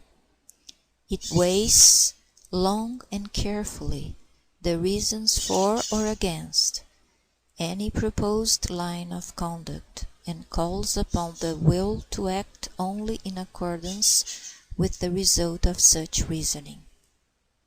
In nothing does prudence display itself more than in relation to the little affairs of life. There are those who, in the confidence of superior capacities or attainments, neglect the common maxims of life. But this is a fatal delusion, as nothing will supply the want of prudence in the ordinary vocations of business, no matter how superior the other qualities. Negligence and irregularity long continued will make knowledge useless, wit ridiculous, and genius contemptible. The merchant may indeed win thousands by speculations, but the only sure way of attaining to fortune, place, or honor is by obedience to well-known laws of business prudence, which discountenance speculation unbased on substantial facts. Such are the vicissitudes of human life, that whatever the calling may be, scarcely a day passes that does not call upon all to exercise this quality in some of the common everyday occurrences, as well as in the unexpected emergencies which fate is constantly presenting to us. The triumph of its long exercise is to be seen in those moments, when to come at a wrong decision means disastrous defeat, the fatal overthrow of hopes of a lifetime. It by degrees forms for itself a standard of duty and propriety, accumulates rules and maxims of conduct, and materials for reflection and meditation. The tongue of prudence knows when to speak and when to be silent. It is not cowardly. It dares to say all that need to be said, but it does not tell all that it knows. It is careful what it speaks, when it speaks, and to whom it speaks. When you have need of a needle, you move your fingers delicately with a wise caution. Use the same prudence with the inevitable affairs of life. Give attention, and keep yourself from undue precipitation, otherwise it will fare hardly with you. End of section 33.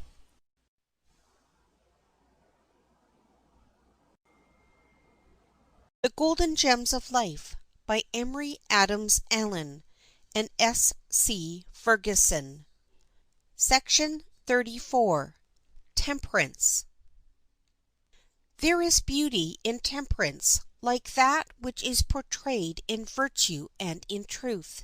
It is a close ally of both, and, like them, has that all-pervading essence and quality which chastens the feelings, invigorates the mind, and displays the perfection of the soul in the very aspect. Like water from the rill, rain from the cloud, or light from the heavenly bodies, the thought issues pure from within, refreshing, unsullied, and radiant. There is no grossness, no dross, no corruption, for temperance, when effectually realized, is full of loveliness and joy, and virtue and purity are the lineaments in which it lives. Temperance is a virtue without pride, and fortune without envy, the best guardian of youth and support of old age, the preceptor of reason as well as of religion, and physician of the soul as well as the body, the tutelar goddess of health and universal medicine of life. Temperance keeps the senses clear and unembarrassed, and makes them seize the object with more keenness and satisfaction. It appears with life in the face and decorum in the person. It gives you the command of your head, secures your health, and preserves you in a condition for business. Temperance is a virtue which casts the truest luster upon the person it is lodged in, and has the most general influence upon all other particular virtues of any that the soul of man is capable of. Indeed, so general is it that there is hardly any noble quality or endowment of the mind but must own temperance either for its parent or its nurse. It is the greatest strengthener and clearer of reason, and the best preparer of it for religion. It is the sister of prudence and the handmaid to devotion. Pleasure has been aptly compared to a sea. Intemperance is a maelstrom situated in the very center of this great sea. Not one path alone leads to this gulf of woe. Not one only current, as too many have supposed, hurries down this dark abyss, but all around on every side the waters tend downward. There are 1,000 currents leading in. Some, it is true, are more rapid than others. Some rush in quickly and bear down all who ride upon their waters to quick and certain ruin. Others glide more slowly, but none the less surely, to the same end. The streams of intemperance are legions. The allurements that lead downward are equally numerous. Every appetite, lust, passion, and feeling holds out various allurements to intemperate indulgence. There is not a power of the mind, affection of the heart, nor desire of the body that may not dispose to some form of intemperance which may injure the physical being or paralyze the energies of the mind. All forms of intemperance are evil and destroy some function of mind or body, some member or faculty, the disease of which spreads in harmony through the whole. The dangers from this source are imminent and fearful, and spread on every hand. Temperance conduces to health. Indeed, it may be said that health can only be acquired or maintained by temperance. This is the law primary and essential which every youth should know, and know by heart. Bodily pains and aches tell of intemperance in some directions. Pain means penalty, and penalty means that its sufferer should reform. The most of our pains are occasioned by intemperance. This is the fruitful mother of 9/10 of the diseases that flesh is heir to and the sins that the soul doth commit. We sin by excess of anger, lust, appetite, affection, love of gain, authority, or praise. Few, if any, are the sins that grow not out of intemperance in some form. Intemperance means excess. A thing is good as long as it is necessary. All beyond necessity or what is necessary is evil. Money is good. More than what is necessary to the ends of life is evil. Food is good. Too much is evil. Light is good. Too much will put out our eyes. Water is good. Too much will destroy us. Heat is good. Too much will burn us. The praise of men is good. Too much will ruin us. The love of life is good. Too much will make us miserable. Fear is good. Too much hath torment. Prayer is good. Too much cheats labor of its life and is evil. Sympathy is good. Too much floods us with perpetual grief. Reason is good. Too much pressed with labor, it dethrones the mind and spreads ruin abroad. Any excess in the use or activity of a good thing is intemperance and, therefore, evil and to be avoided. Temperance as a virtue dwells in the heart. It consists in a rigid subjection of every inward feeling and power to the rule of right reason. He who would be thoroughly temperate must master himself. His passions must be his subjects, obeying his will. From the heart he must be temperate. He must remember that the intemperance slope is an almost imperceptible one, and that he may be gliding down it when he dreams of naught but safety. He must remember, too, that the field of temperance is a broad one, covering the whole area of life. It is not simply against one form of appetite, one species of indulgence that he is to guard, but against all. There are other species of intemperate indulgence, of which we are all more or less guilty, than indulgence in drink.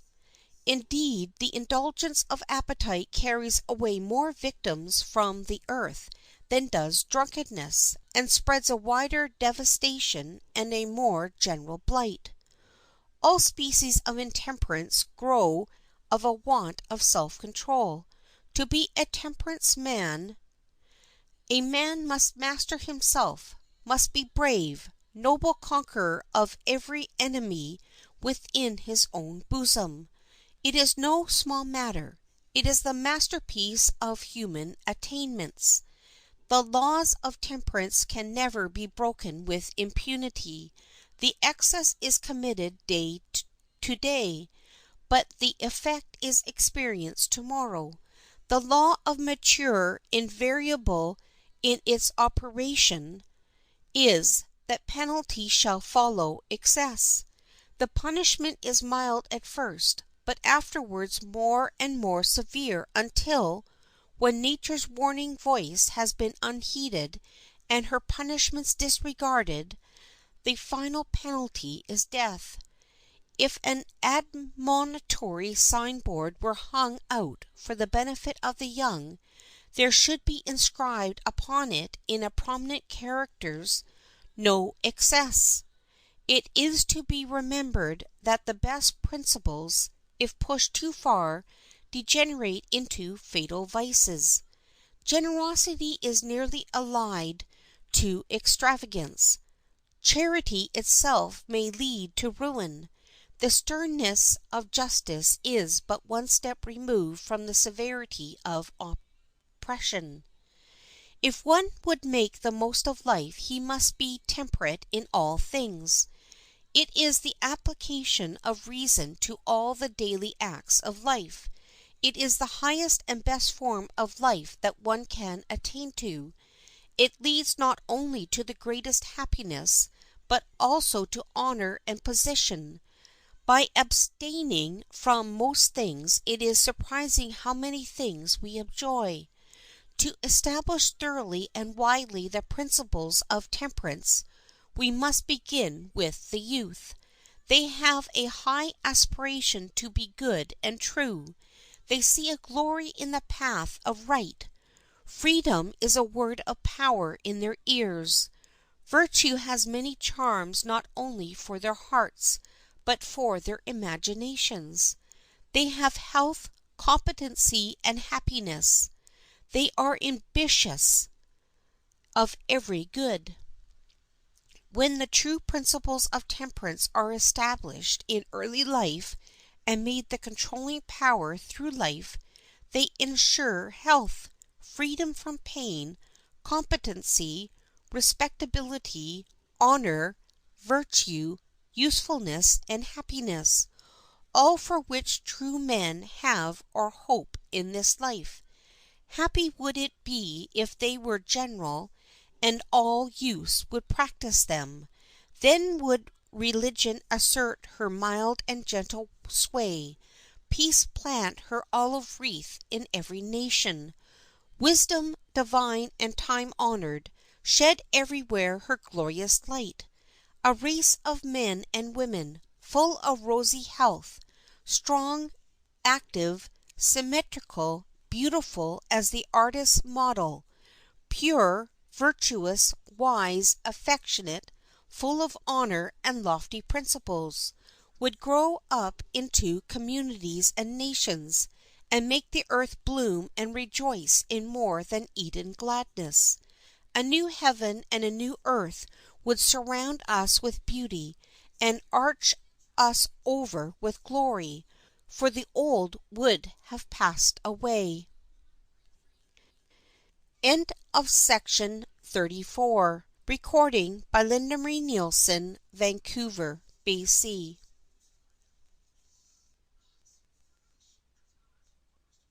Recording by Linda Marie Nielsen, Vancouver, BC.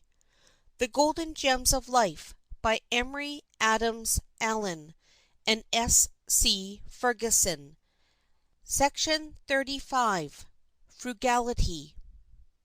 Frugality may be termed the daughter of prudence, the sister of temperance, and the parent of liberty and ease. It is synonymous with economy, and is a sound understanding brought into action. It is calculation realized. It is the doctrine of proportion adduced to practice. It is foreseeing contingencies and providing against them. Its other and less reputable sisters are avarice and prodigality. She alone keeps the straight and safe path, while avarice sneers at her as profuse, and prodigality scorns at her as penurious. To the poor she is indispensable. To those of moderate means she is found representative of wisdom. Joined to industry and sobriety, she is a better outfit to business than a dowry. She conducts her votaries to competence and honor, while profuseness is a cruel and crafty demon that gradually involves her followers in dependence and debt. Frugality shineth in her best light when joined to liberality. The first consists in leaving off superfluous expense. The last is bestowing them to the benefit of those that need. The first without the last begets covetousness. The last without the first begets prodigality. There is ever a golden mean between frugality and stinginess, or closeness. He that spareth in everything is an excusable niggard. He that spareth in nothing is an inexcusable madman. The golden mean of frugality is to spare in what is least necessary, and to lay out more liberally in what is most required in our several circumstances.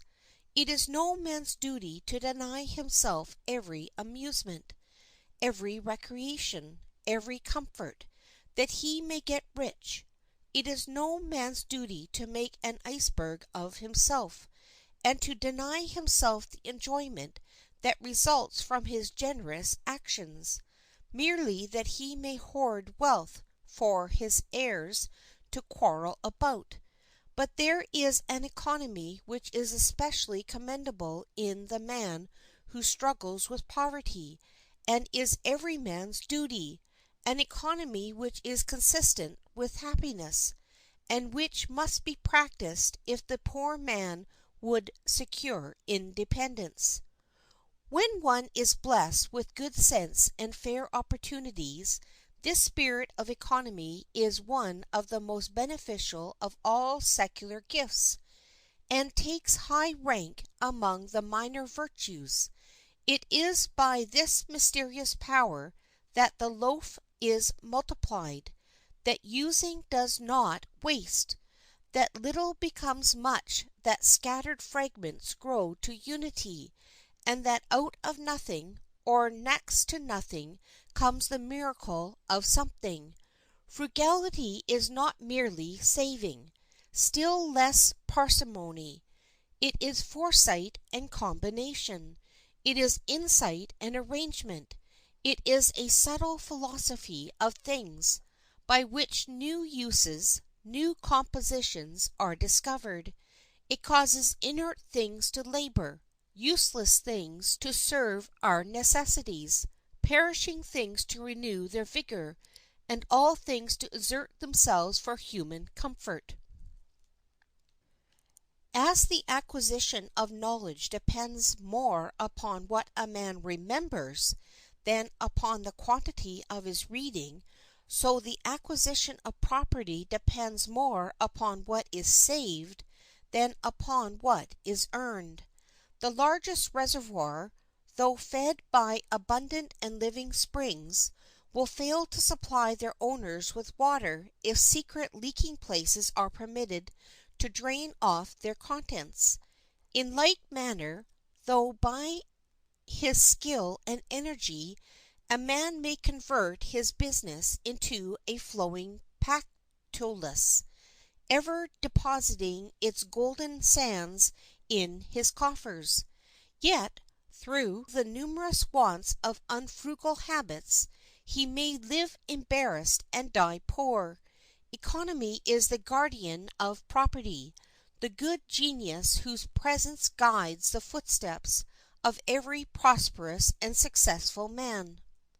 Either a man must be content with poverty all of his life, or else be willing to deny himself some luxuries, and save to lay the base of independence in the future. But if a man defies the future, and spends all that he earns, whether it be much or little, let him look for lean and hungry want at some future time, for it will surely come, no matter what he thinks. To economize and be frugal is absolutely the only way to get a solid fortune. There is no other certain mode on earth. Those who shut their eyes and ears to those plain facts will be forever poor. Fortune does not give away her real and substantial goods. She sells them to the highest bidder, to the hardest, wisest worker for the boon. Men never make so fatal a mistake as when they think they are mere creatures of fate. It is the sheerest folly in the world. Every man may make or mar his life, whichever he may choose. Fortune is for those who, by diligence, honesty, and frugality, place themselves in a position to grasp hold of fortune when it appears in view. Simple industry and thrift will go far towards making any person of ordinary working faculties comparatively independent in his means. Almost any working man may be so, provided he will carefully husband his resources, and watch the little outlets of useless expenditures.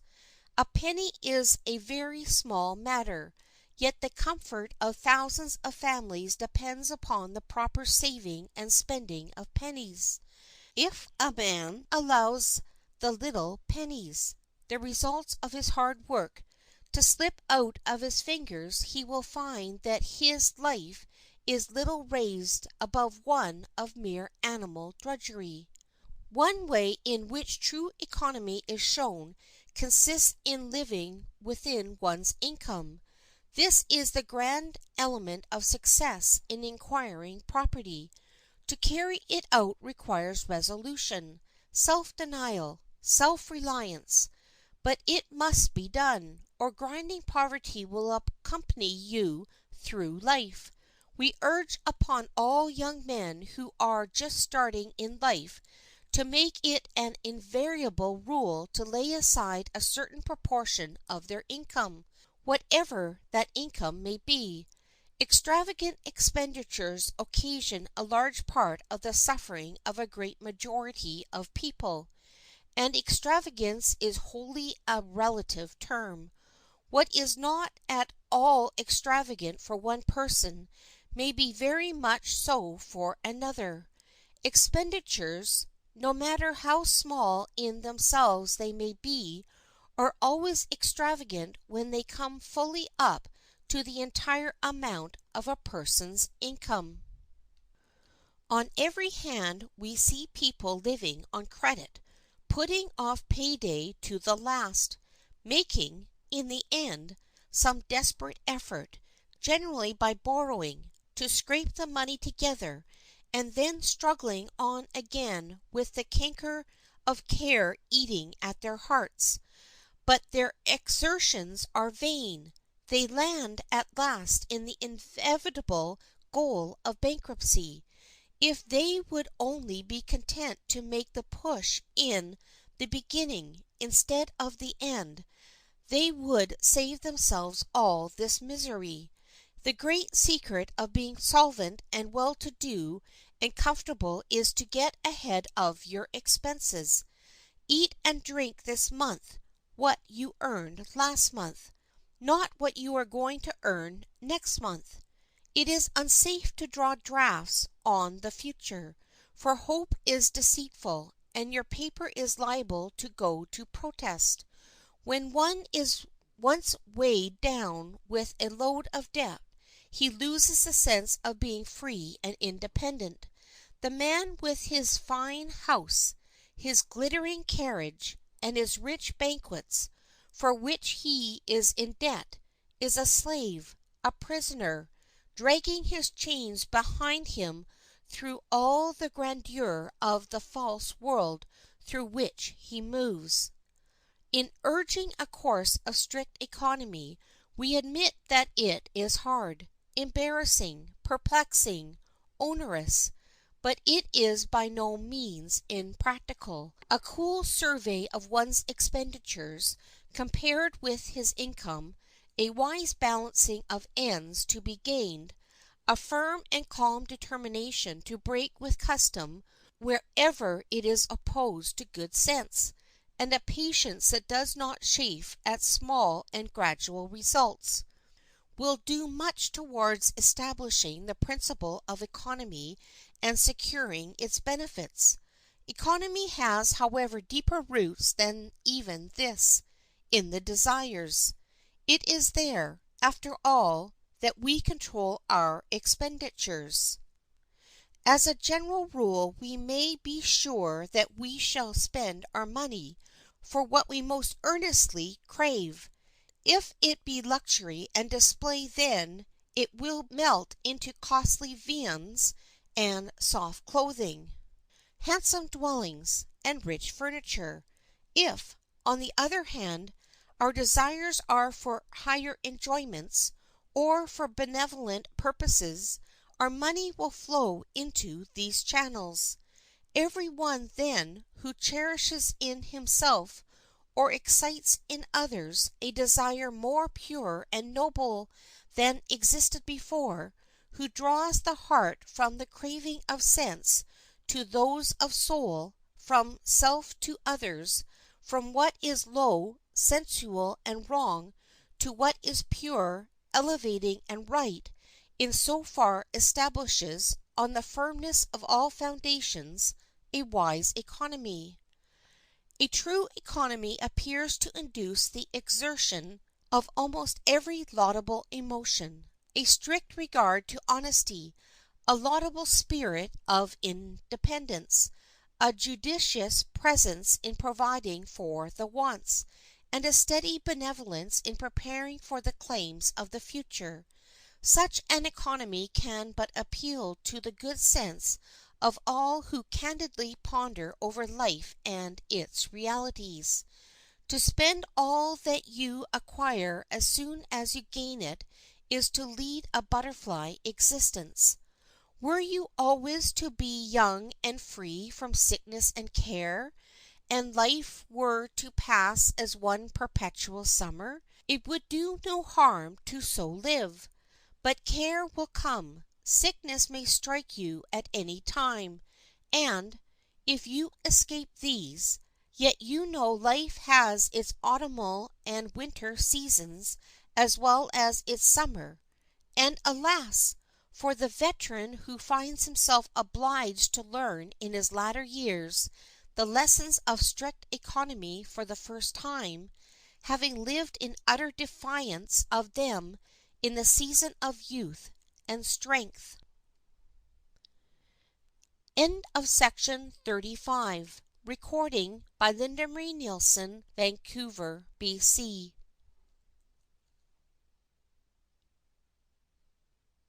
The Golden Gems of Life by Emory Adams Allen and S.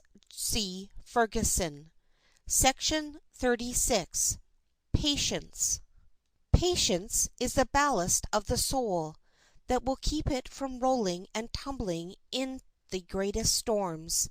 All life is but one vast representation of the beauty and value of patience. Troubles and sorrows are in store for all. It is useless to try to escape them, and indeed it is well we cannot, as they seem essential to the perfection and development of character into its highest and best form. But their disciplinary value arises from the great lesson of patience they are constantly inculcating. Either patience must be a quality graciously inherent in the heart of man, or it must be acquired as the lesson of years' experience, if he would enjoy the greatest good of life, Without it, prosperity will be continually disturbed, and adversity will be clouded with double darkness. The loud complaint, the querulous temper, and fretful spirit disgrace every character. We weaken thereby the sympathy of others, and estrange them from offices of kindness and comfort. But to maintain a steady and unbroken mind amidst all the shocks of adversity forms the highest honor of man. Afflictions supported by patience and surmounted by fortitude give the last finishing stroke to the heroic and virtuous character. Patience produces unity in the church, loyalty in the state, harmony in families and societies. She comforts the poor and moderates the rich. She makes us humble in prosperity, cheerful in adversity, unmoved by calumny, and above reproach. She teaches us to forgive those who have injured us, and to be the first in asking the forgiveness of those whom we have injured. She delights the faithful and invites the unbelieving. She adorns the woman and approves the man. She is beautiful in either sex and every age. Patience has been defined as the courage of virtue, the principle which enables us to lessen the paths of mind or body, an emotion that does not so much add to the number of our joys as it tends to diminish the number of our sufferings.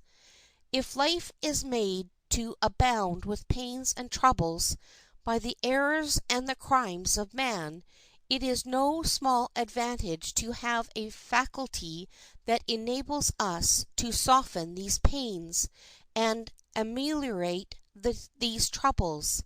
He that has patience can have what he will. There is no road too long to the man who advances deliberately, and without undue haste. There are no honors too distinct for the man who prepares himself for them with patience. Nature herself abounds with examples of patience. Day follows the murkiest night, and when the time comes the latest fruits also ripen. Its most beneficent operations, and those which take place on a grand scale, are the results of patience. The great works of human power, achieved by the hand of genius, are but eloquent examples of what may be achieved by the exercise of this virtue. History and biography abound with examples of signal patience shown by great men under trying circumstances. In the pursuit of worldly success, patience or a willingness to bide one's time is no less necessary as a factor than perseverance, says de Maistre. To know how to wait is the great secret of success. And of all the lessons that humanity teaches in this school of the world, the hardest is to wait. Not to wait with folded hands the claim life's prizes without previous effort, but having toiled and struggled and crowded the slow years with trial, to see then no results, or perhaps disastrous results, and yet to stand firm, to preserve one's poise, and relax no effort. This, it has been truly said, is greatness, whether achieved by man or woman. The world cannot be circumnavigated by one wind. The grandest results cannot be achieved in a day. The fruits that are best worth plucking usually ripen the most slowly, and therefore every one who would gain a solid success must learn to labor and to wait. What a world of meaning in those few words! And how many are possessed of the moral courage to live in that state? It is the tendency of the times to be in a hurry, when there is any object to be accomplished.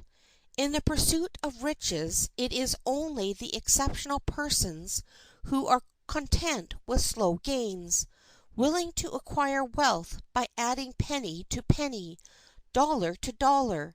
The mass of business men are too apt to despise such a tedious and laborious means of ascent, and they rush headlong into schemes for the sudden acquisition of wealth. Or, in the field of professional life, we are too prone to forget there is no royal road to great acquirements, and feel an unwillingness to lay broad and deep, by years of patient study and laborious research, the foundation whereon to build an enduring monument worthy of public credit and renown. The history of all who are honored in the world of literature, arts, or science is the history of patient study for years, and its final triumph. Elioburit says, "All that I have accomplished, or expect or hope to accomplish has been, and will be, by that patient, persevering process of accretion which builds the ant heap, particle by particle, thought by thought, fact by fact." Labor still is, and ever will be, the inevitable price set upon everything which is valuable. Hence, if we would acquire wisdom, we must diligently apply ourselves, and confront the same continuous application which our forefathers did. We must be satisfied to work energetically with a purpose, and wait the results with patience. All progress, of the best kind, is slow, but to him who works faithfully and in a right spirit, be sure that the reward will be vouchsafed in its own good time.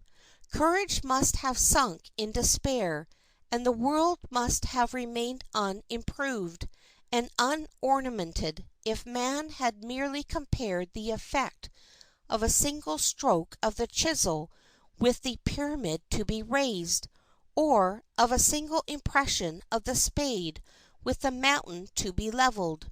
We must continuously apply ourselves to right pursuits, and we can not fail to advance steadily, though it may be unconsciously.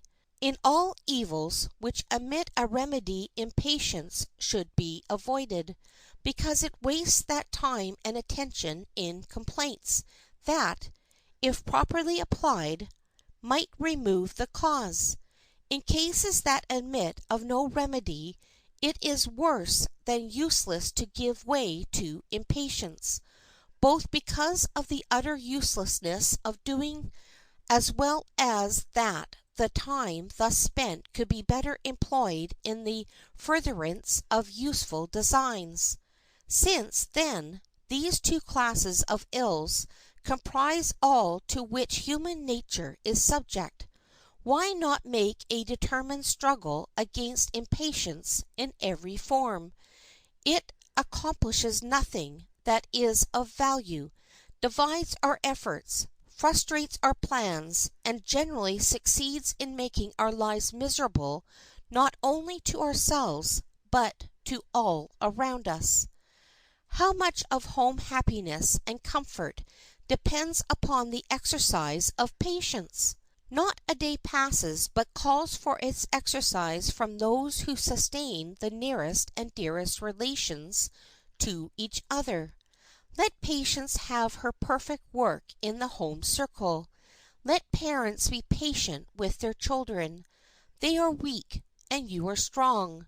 They stand at the eastern gate of life. Experience has not taught them to speak carefully and to go softly. What if their plays and amusements do grate upon your nerves? Bear with them patiently. Care and time will soon enough check their childish impulses. Be patient with your friends. They are neither omniscient nor omnipotent. They cannot see your heart, and may misunderstand you. They do not know what is best for you, and may select what is worst. What if, also, they lack purity of purpose, or tenacity of affection? Do not you lack these graces? Patience is your refuge. Endure, and in enduring conquer them, and if not them, then at least yourself. Be patient with pains and cares. These things are killed by enduring them, but made strong to bite and sting by feeding them with your frets and fears. There is no pain or cure that can last long. None of them shall enter the city of God.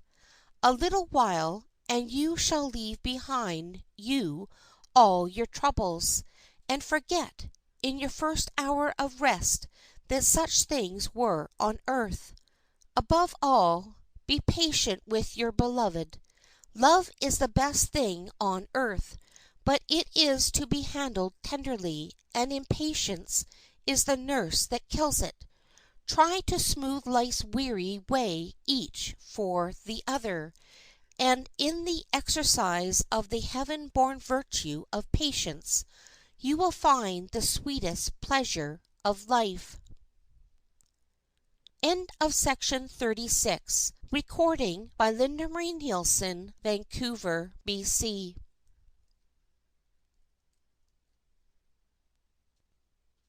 The Golden Gems of Life by Emory Adams Allen and S.C. Ferguson.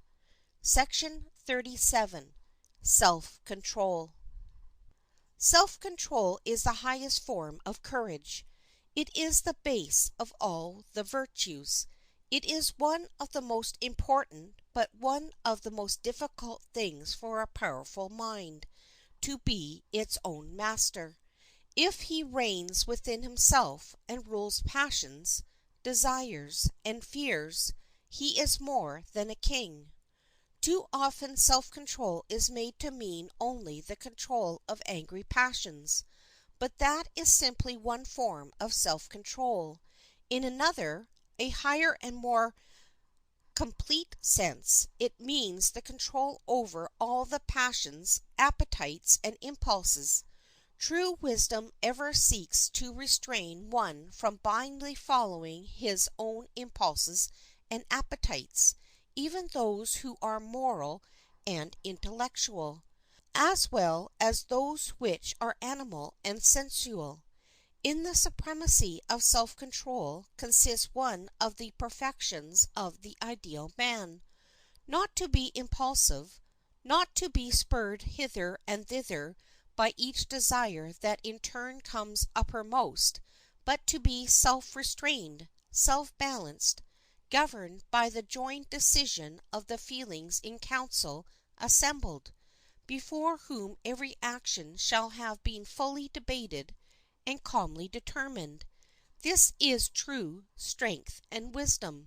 Mankind are endowed by the Creator with qualities which raise them infinitely higher in the scale of importance than any other members of the animal world. They are given reason as a guide to follow rather than instinct. But if men give the reins to their impulses and passions, from that moment they surrender this high prerogative. They are carried along the current of their life and become the slaves of the strongest desires for the time being. To be morally free, to be more than an animal, man must be able to resist instinctive impulses. This can only be done by the exercise of self-control.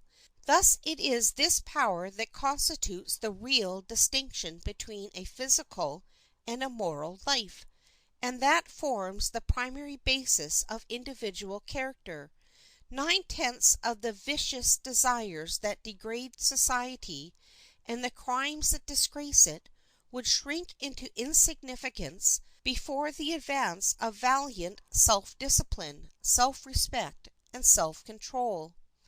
It is necessary to one's personal happiness to exercise control over his words as well as his acts.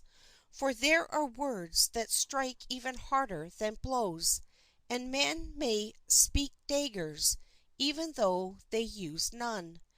Character exhibits itself in control of speech as much as in anything else.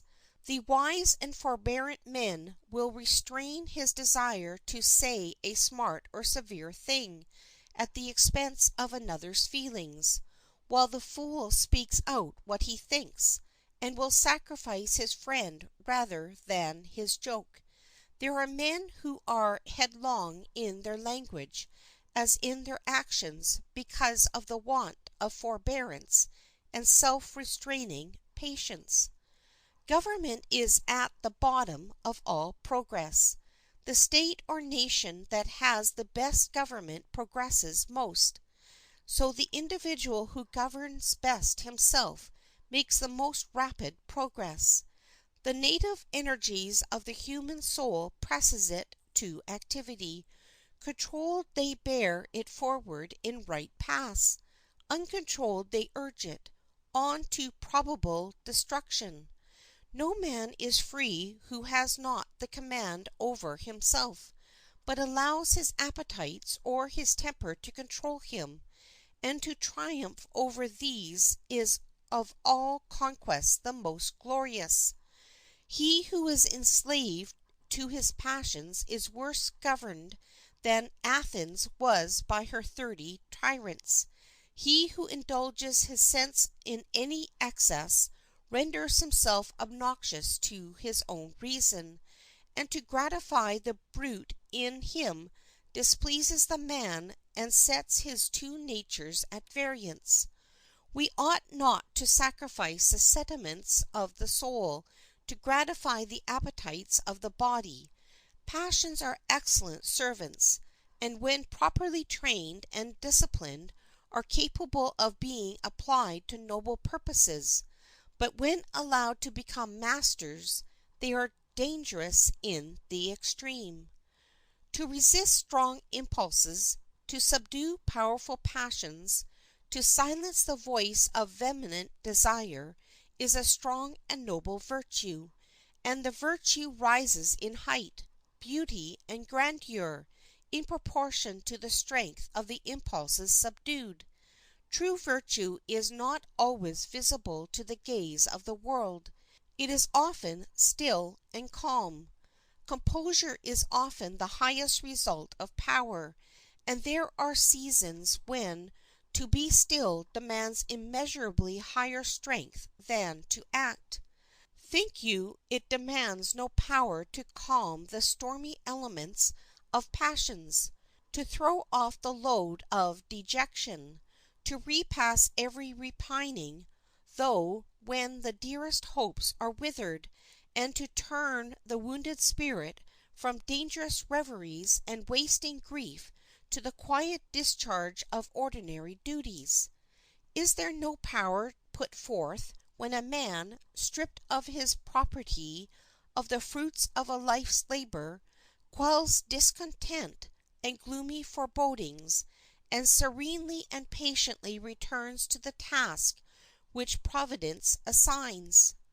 We doubt not that the all-seeing eye of God sometimes discerns the sublimest human energy under a form of countenance which, by their composure and tranquillity, indicate to the human spectator only passive virtues. Individuals who have attained such power are among the great ones of earth. Strength of character consists in two things: power of will and power of self-restraint. It requires two things, therefore, for its existence: strong feelings and strong command over them. Ofttimes we mistake strong feelings for strong character. He is not a strong man who bears all before him, at whose frown domestics tremble and the children of the household quake. On the contrary, he is a weak man. It is his passions that are strong. He, mastered by them, is weak. You must measure the strength of a man by the power of the feelings he subdues, not by the power of those that subdue him. Did we ever see a man receive a flagrant injury, and then reply calmly, "That is a man spiritually strong"? Or did we ever see a man in anguish stand as if carved out of solid rock, mastering himself, or one bearing a hopeless daily trial, remain silent and never tell the world what cankered his peace? That is strength. He who with strong passions remains chaste, he who, keenly sensitive, with many powers of indignation in him, can be provoked and yet restrain himself and forgive. These are strong men, the spiritual heroes. A strong temper is not necessarily a bad temper, but the stronger the temper, the greater is the need of self-discipline and self-control. Strong temper may only mean a strong and excitable will. Uncontrolled, it displays itself in fitful outbreaks of passion, but controlled and held in subjection, like steam pent up within the mechanism of a steam engine, it becomes the source of energetic power and usefulness. Some of the greatest characters in history have been men of strong tempers, but with equal strength of determination to hold their motive power under strict regulation and control. He is usually a moral weakling who has no strong desires or strong temper to overcome, but he who with these fails to subdue them is speedily ruined by them. Man is born for domination, but he must enter it by conquest, and continue to battle for every inch of ground added to his sway. His infant exertions are put forth to establish the authority of his will over his physical powers. His after efforts are for the subjection of the will to the judgment. There are times which come to all of us when our will is not completely fashioned to our hands, and the restless passions of the mind hold us in sway. Seasons when all of us do and say things which are unbecoming, unseemly, and which lower and debase us in the opinion of others and also of ourselves. Self-control, however, is a virtue which will become ours if we cultivate it properly, if we strive right manfully for its possession, fight a bitter warfare against irritability, nervousness, jealousy, and all unkindness of heart and soul. But it must be cultivated properly.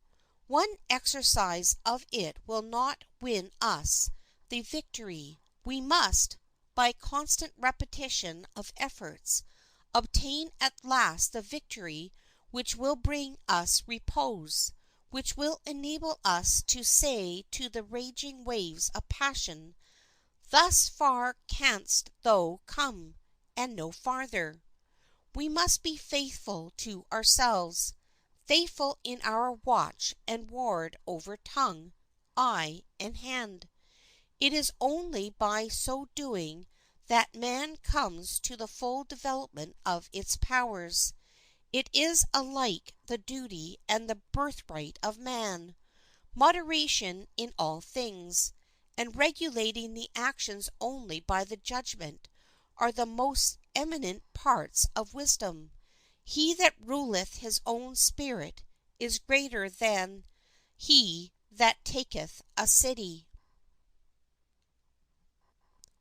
End of section 37. Recording by Linda Marie Nielsen, Vancouver, BC.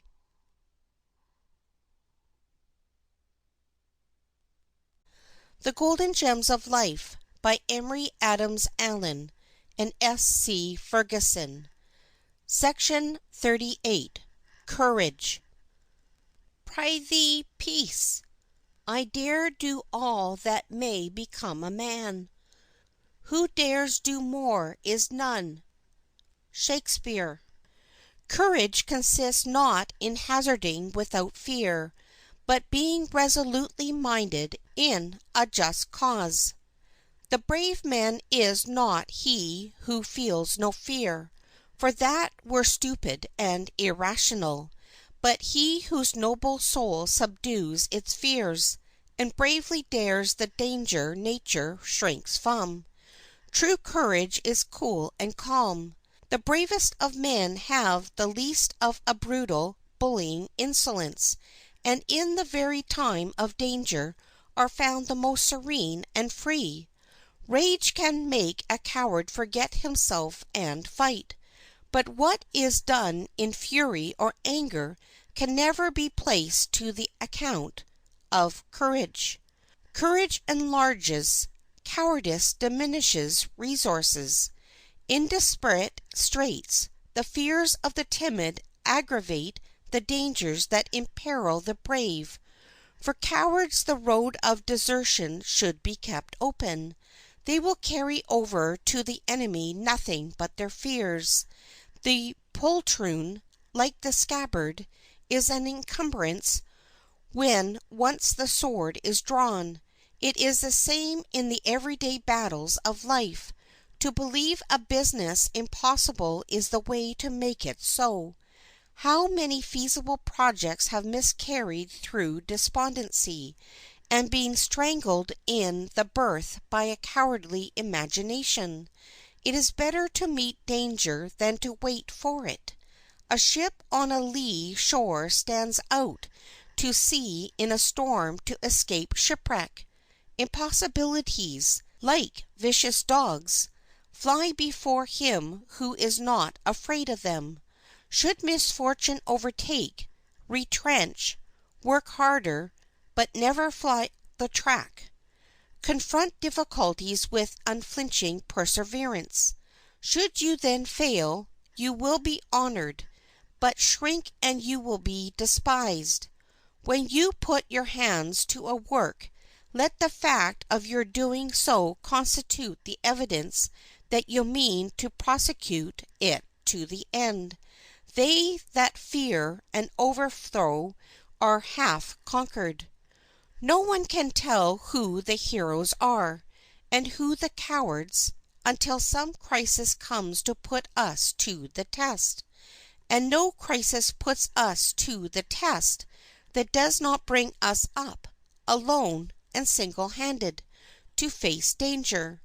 It is comparatively nothing to make a rush with the multitude, even into the jaws of destruction. Sheep will do that. Armies can be picked from the gutters and marched up as food for powder. But when some crisis singles one out from the multitude, pointing at him the particular finger of fate, and telling him, "Stand or run," and he faces about with steady nerve, with nobody else to stand behind, we may be sure the hero stuff is in him. When such crises come, the true courage is just as likely to be found in people of shrinking nerves, or in weak and timid women, as in great burly people. It is a moral, not a physical trait. Its seat is not in the temperament, but the will. Some people imagine that courage is confined to the field of battle. There could be no greater mistake. Even contentious men, unavoidably contentious, are not by any means limited to the battlefield, and there are other struggles with adverse circumstances, struggles, it may be, with habits or appetites or passions, all of which require as much courage and more perseverance than the brief encounter of battle. Enough to contend with, enough to overcome, lies in the pathway of every individual.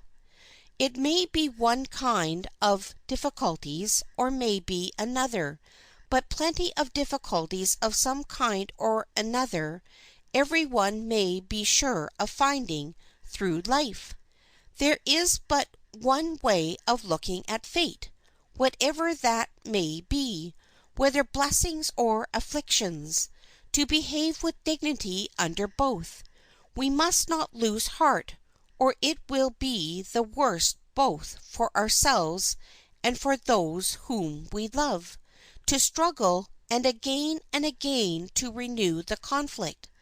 This is life's inheritance. He who never falters, no matter how adverse may be the circumstances, always enjoys the consciousness of a perpetual spiritual triumph, of which nothing can deprive him. Though the occasions of high heroic daring seldom occur, but in the history of the great, the less obtrusive opportunities for the exercise of private energy are continually offering themselves. With these domestic scenes as much abound as does the tented field. Pain may be as firmly endured in the lonely chamber as amid the din of arms. Difficulties can be manfully combated, misfortune bravely sustained, poverty nobly supported, disappointments courageously encountered. Thus courage diffuses a wide and succoring influence, and bestows energy apportioned to the trial. It takes from calamity its dejecting quality, and enables the soul to possess itself under every vicissitude. It rescues the unhappy from degradation and the feeble from contempt. The greater part of the courage that is needed in the world is not of a heroic kind. There needs the common courage to be honest, the courage to resist temptation, the courage to speak the truth, the courage to be what we really are, and not to pretend to be what we are not, the courage to live honestly within our own means, and not dishonestly upon the means of others, the courage that dares to display itself in silent effort and endeavor, that dares to endure all and suffer all for truth and duty, is more truly heroic than the achievements of physical valor, which are rewarded by honors and titles, or by laurels, sometimes steeped in blood. It is moral courage that characterizes the highest order of manhood and womanhood. Intellectual intrepidity is one of the vital conditions of independence and self-reliance of character. A man must have the courage to be himself, and not the shadow or the echo of another. He must exercise his own powers, thinking his own thoughts, and speak his own sentiments. He must elaborate his own opinions, and form his own convictions. It has been said that he who dares not form an opinion must be a coward. He who will not must be an idler. He who can not must be a fool. Every enlargement of the domain of knowledge which has made us better acquainted with the heavens, with the earth, and with ourselves, has been established by the energy, the devotion, the self-sacrifice, and the courage of the great spirits of past times, who, however much they may have been oppressed or reviled by their contemporaries, now rank among those whom the enlightened of the human race most delight to honor. The passive endurance of the man or woman who, for conscience' sake, is found ready to suffer and endure in solitude without so much as the encouragement of even a single sympathizing voice, is an exhibition of courage of a far higher kind than that displayed in the roar of battle, where even the weakest feels encouraged and inspired by the enthusiasm of sympathy and the power of numbers. Time would fail to tell of the names of those who through faith in principles and in the face of difficulties, dangers, and sufferings have fought a good fight in the moral warfare of the world, and being content to lay down their lives rather than prove false to their conscientious convictions of the truth. The patriot who fights an always losing battle, the martyr who goes to death amid the triumphant shouts of his enemies, the discoverer, like Columbus, whose heart remains undaunted through years of failure, are examples of the moral sublime which excites a profounder interest in the hearts of men than even the most complete and conspicuous success. By the side of such instances as these, how small by comparison seems the greatest deeds of valor, inciting men to rush upon death and die amid the frenzied excitement of physical warfare. End of section 38. Recording by Linda Marie Nielsen, Vancouver, BC.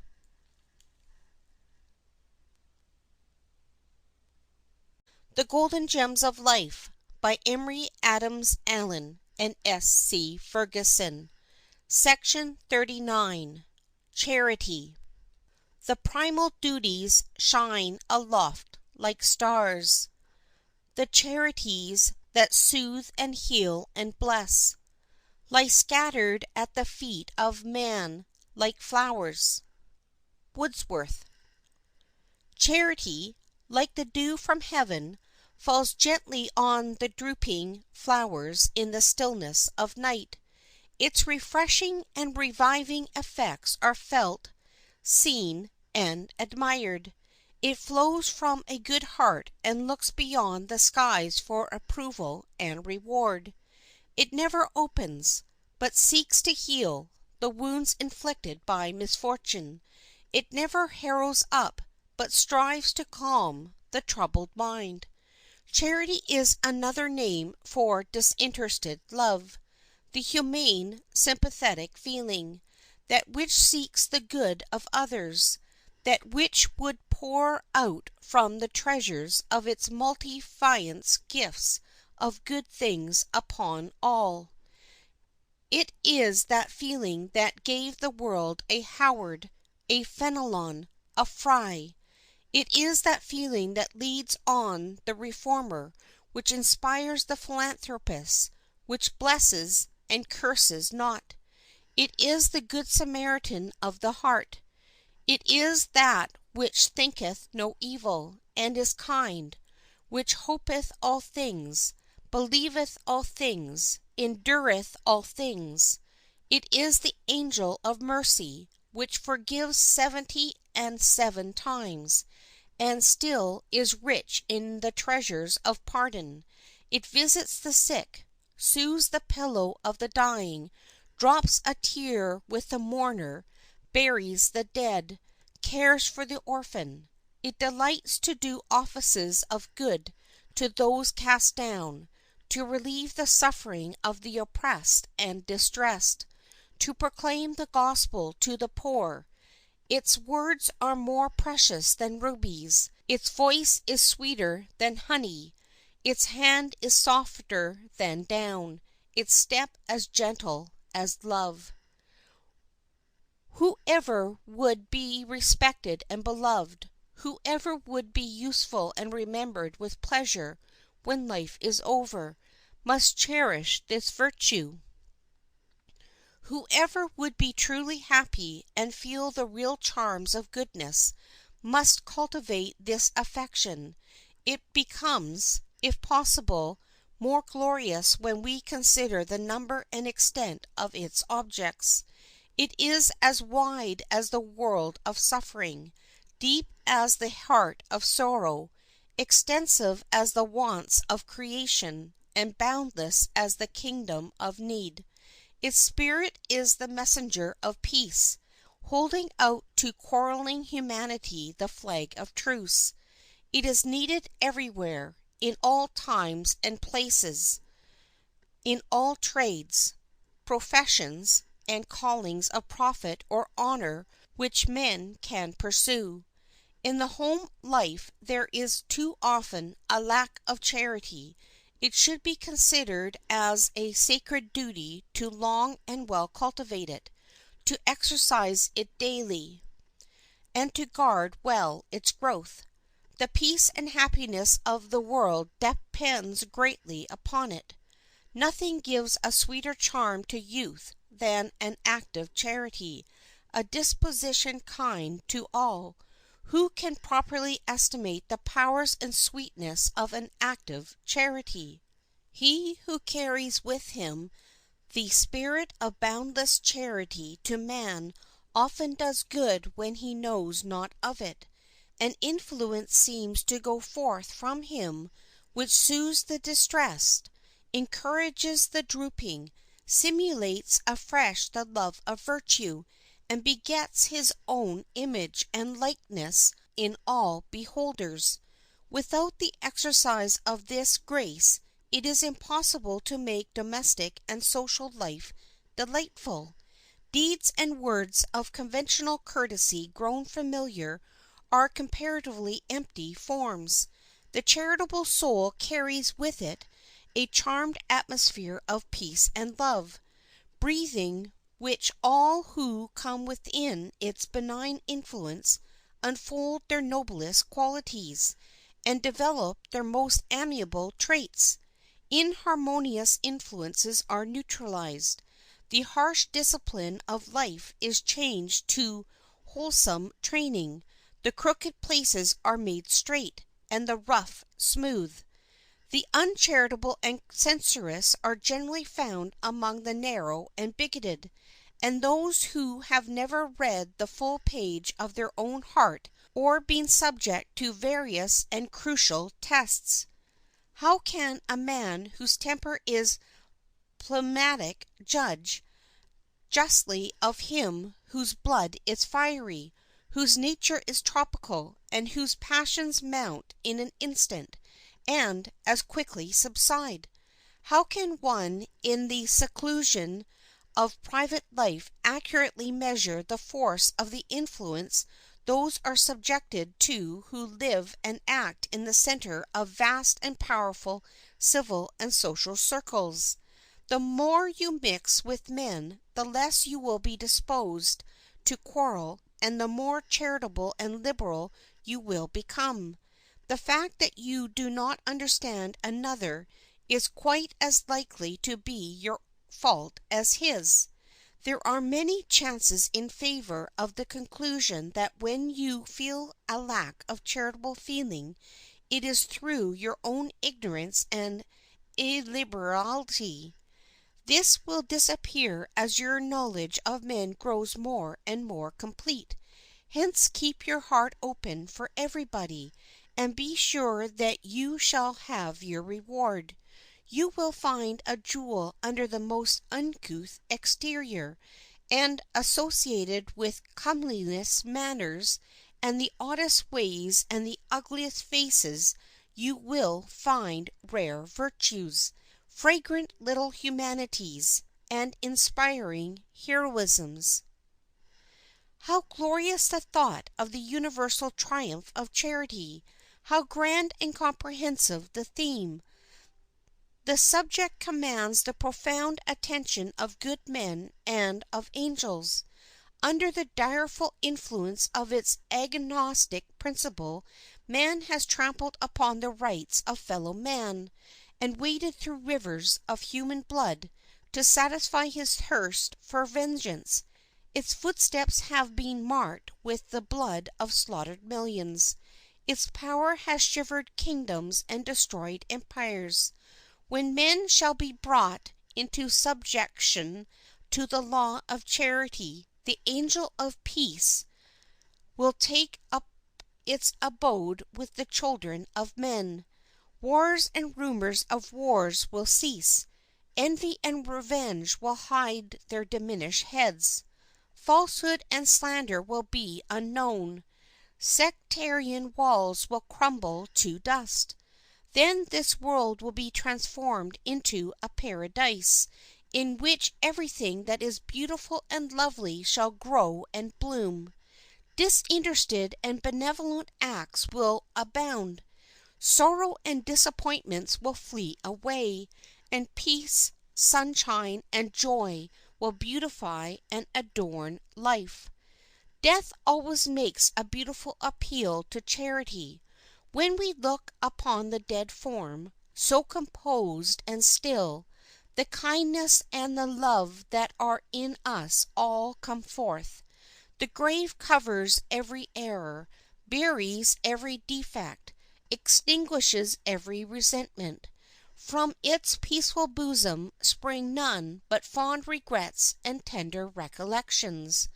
Who can look upon the grave even of an enemy, and not feel a compunctious throb that he should ever have warred with the poor handful of dust that lies mouldering before him? Charity stowed away in the heart, like rose leaves in a drawer, sweetens all the daily acts of life. Little drops of rain brighten the meadow. Acts of charity brighten the world. We can conceive of nothing more attractive than the heart when filled with the spirit of charity. Certainly nothing so embellishes human nature as the practice of this virtue. A sentiment so genial and so excellent ought to be emblazoned upon every thought and act of our life. This principle underlies the whole theory of Christianity, and in no other person do we find it more happily exemplified than in the life of our Saviour, who, while on earth, went about doing good. End of section 39. Recording by Linda Marie Nielsen, Vancouver, BC.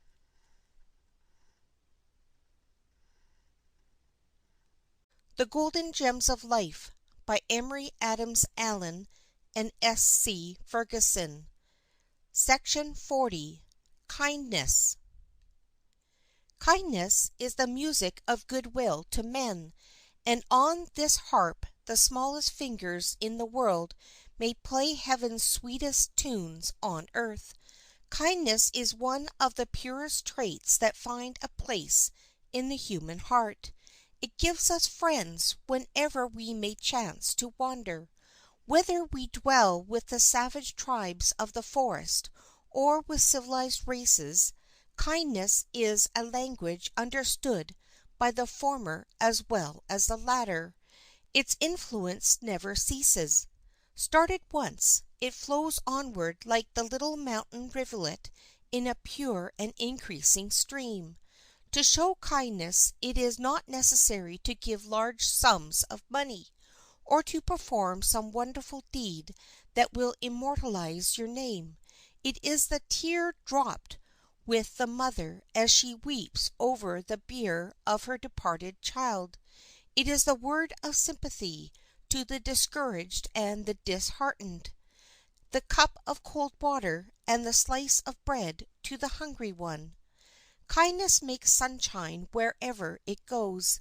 It finds its way into the hidden chambers of the heart, and brings forth golden treasures, which harshness would have sealed up forever. Kindness makes the mother's lullaby sweeter than the song of the lark, and renders the careworn brow of the father and man of business less severe in its expression. It is the water of Lethe to the laborer, who straightway forgets his weariness born of the burden and heat of the day. Kindness is the real law of life, the link that connects earth with heaven, the true philosopher's stone. For all it touches it turns into virgin gold, the true gold, wherewith we purchase contentment, peace, and love. Would you live in the remembrance of others after you shall have passed away? Write your name on the tablets of their hearts by acts of kindness, love, and mercy. Kindness is an emotion of which we ought never to feel ashamed. Graceful, especially in youth, is the tear of sympathy and the heart that melts at the tale of woe. We should not permit ease and indulgence to contract our affection, and wrap us up in a selfish enjoyment, but we should accustom ourselves to think of the distresses of human life and how to relieve them. Think of the solitary cottage, the dying parent, and the weeping child. A tender-hearted and compassionate disposition, which inclines men to pity and to feel the misfortunes of others as its own, is of all dispositions the most amiable, and though it may not receive much honor, is worthy of the highest. Kindness is the very principle of love, an emanation of the heart, which softens and gladdens, and should be inculcated and encouraged in all our intercourse with our fellow beings. Kindness does not consist in gifts, but in gentleness and generosity of spirit. Men may give their money, which comes from their purse, and withhold their kindness, which comes from their heart. The kindness which displays itself in giving money does not amount to much, and often does quite as much harm as good. But the kindness of true sympathy, of thoughtful help, is never without beneficent results. The good temper that displays itself in kindness must not be confounded with passive goodness. It is not by any means indifferent, but largely sympathetic.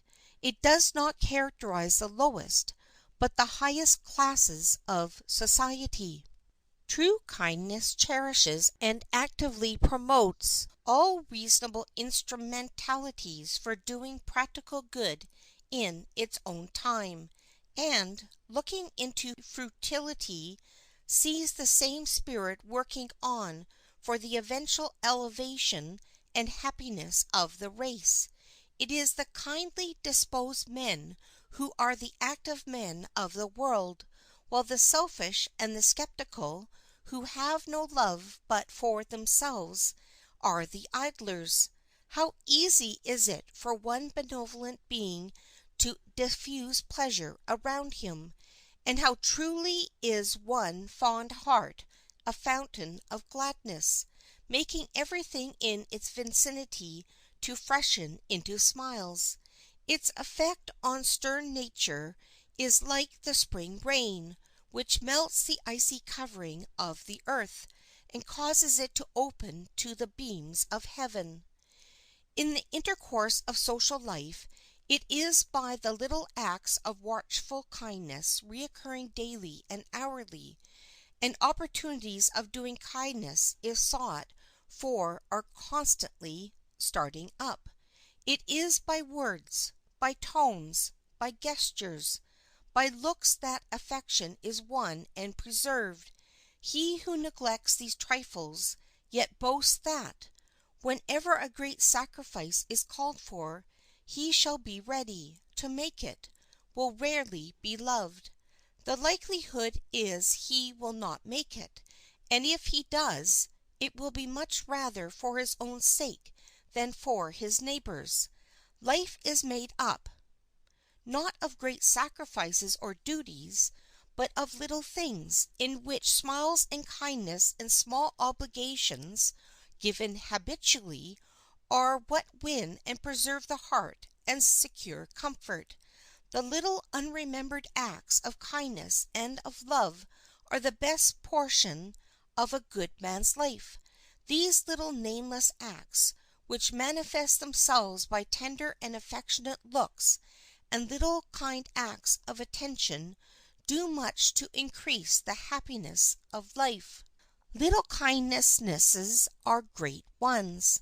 They drive away sadness, and cheer up the soul beyond all common appreciation. They are centers of influence over others, which may accomplish much good. When such kindnesses are administered in times of need, they are like apples of gold in pictures of silver, and will be long remembered. A word of kindness in a desperate strait is as welcome as the smile of an angel, and helpful hand-grasp is worth 100-fold its cost, for it may have rescued for all future the most kingly thing on earth, the manhood of a man. It should not discourage us if our kindness is unacknowledged. It has its influence still. Good and worthy conduct may meet with an unworthy or ungrateful return, but the absence of gratitude on the part of the receiver cannot destroy the self-approbation which recompenses the giver. The seeds of courtesy and kindness may be scattered around with little trouble and expense, that it seems strange that more do not endeavor to spread them abroad. Could they but know the inward peace which requites the giver for a kindly act, even though coldly received by the one to be benefited, they would not hesitate to let the kindly feelings latent in us all have free expression. Kindly efforts are not lost. Some of them will invariably fall on good ground, and grow up in benevolence in the minds of others, and all of them will bear fruit of happiness in the bosom whence they spring. It is better never to receive a kindness than not to bestow one. Not to return a benefit is the greater sin, but not to confer it is the earlier. The noblest revenge we can take upon our enemies is to do them a kindness. To return malice for malice and injury for injury will afford but a temporary gratification to our evil passions, and our enemies will only be rendered more and more bitter against us. But to take the first opportunity of showing how superior we are to them by doing them a kindness, or by rendering them a service, it is not only the nobler way, but the sting of reproach will enter deeply into their souls, and while unto us it will be a noble retaliation, our triumph will not unfrequently be rendered complete, not only by beating out the malice that had otherwise stood against us, but by bringing repentant hearts to offer themselves the shrine of friendship. A more glorious victory cannot be gained over another man than this, that when the injury began on his part, the kindness should begin on ours. The tongue of kindness is full of pity, love, and comfort. It speaks a word of comfort to the desponding, a word of encouragement to the faint-hearted, of sympathy to the bereaved, of consolation to the dying. Urged on by a benevolent heart, it loves to cheer, console, and invigorate the sons and daughters of sorrow. Kind words do not cost much. They never blister the tongue or lips, and no mental trouble ever arises therefrom. Be not saving of kind words and pleasing acts, for such are fragrant gifts, whose perfume will gladden the heart and sweeten the life of all who hear or receive them. Words of kindness fitly spoken are indeed both precious and beautiful. They are worth much and cost little.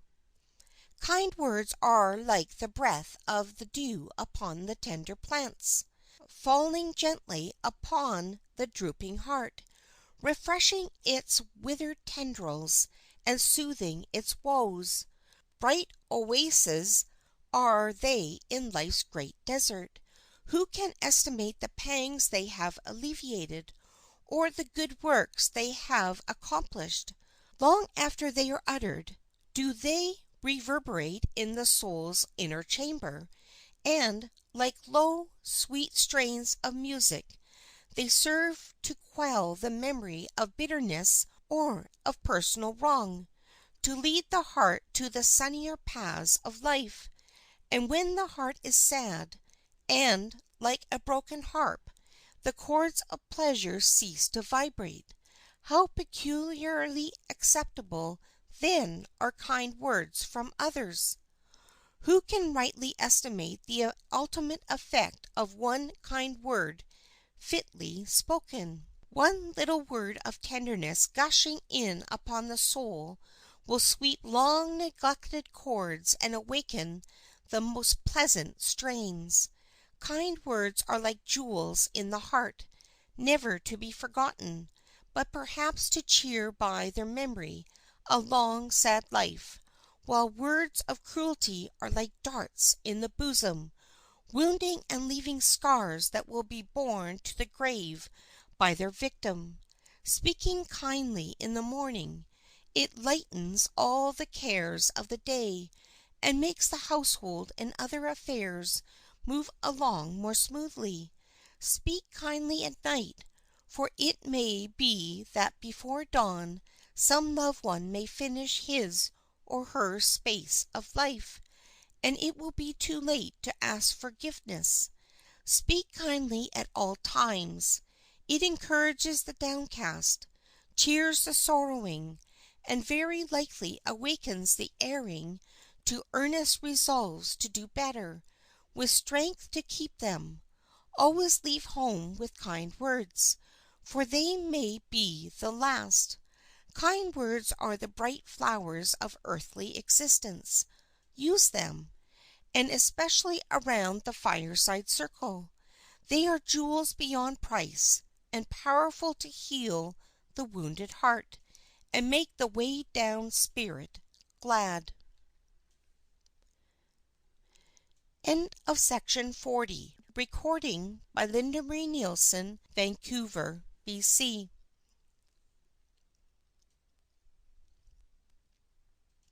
The Golden Gems of Life by Emory Adams Allen and S. C. Ferguson.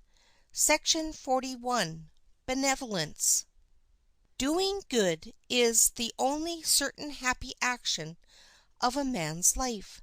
The very consciousness of well-doing is in itself ample reward for the trouble we have been put to.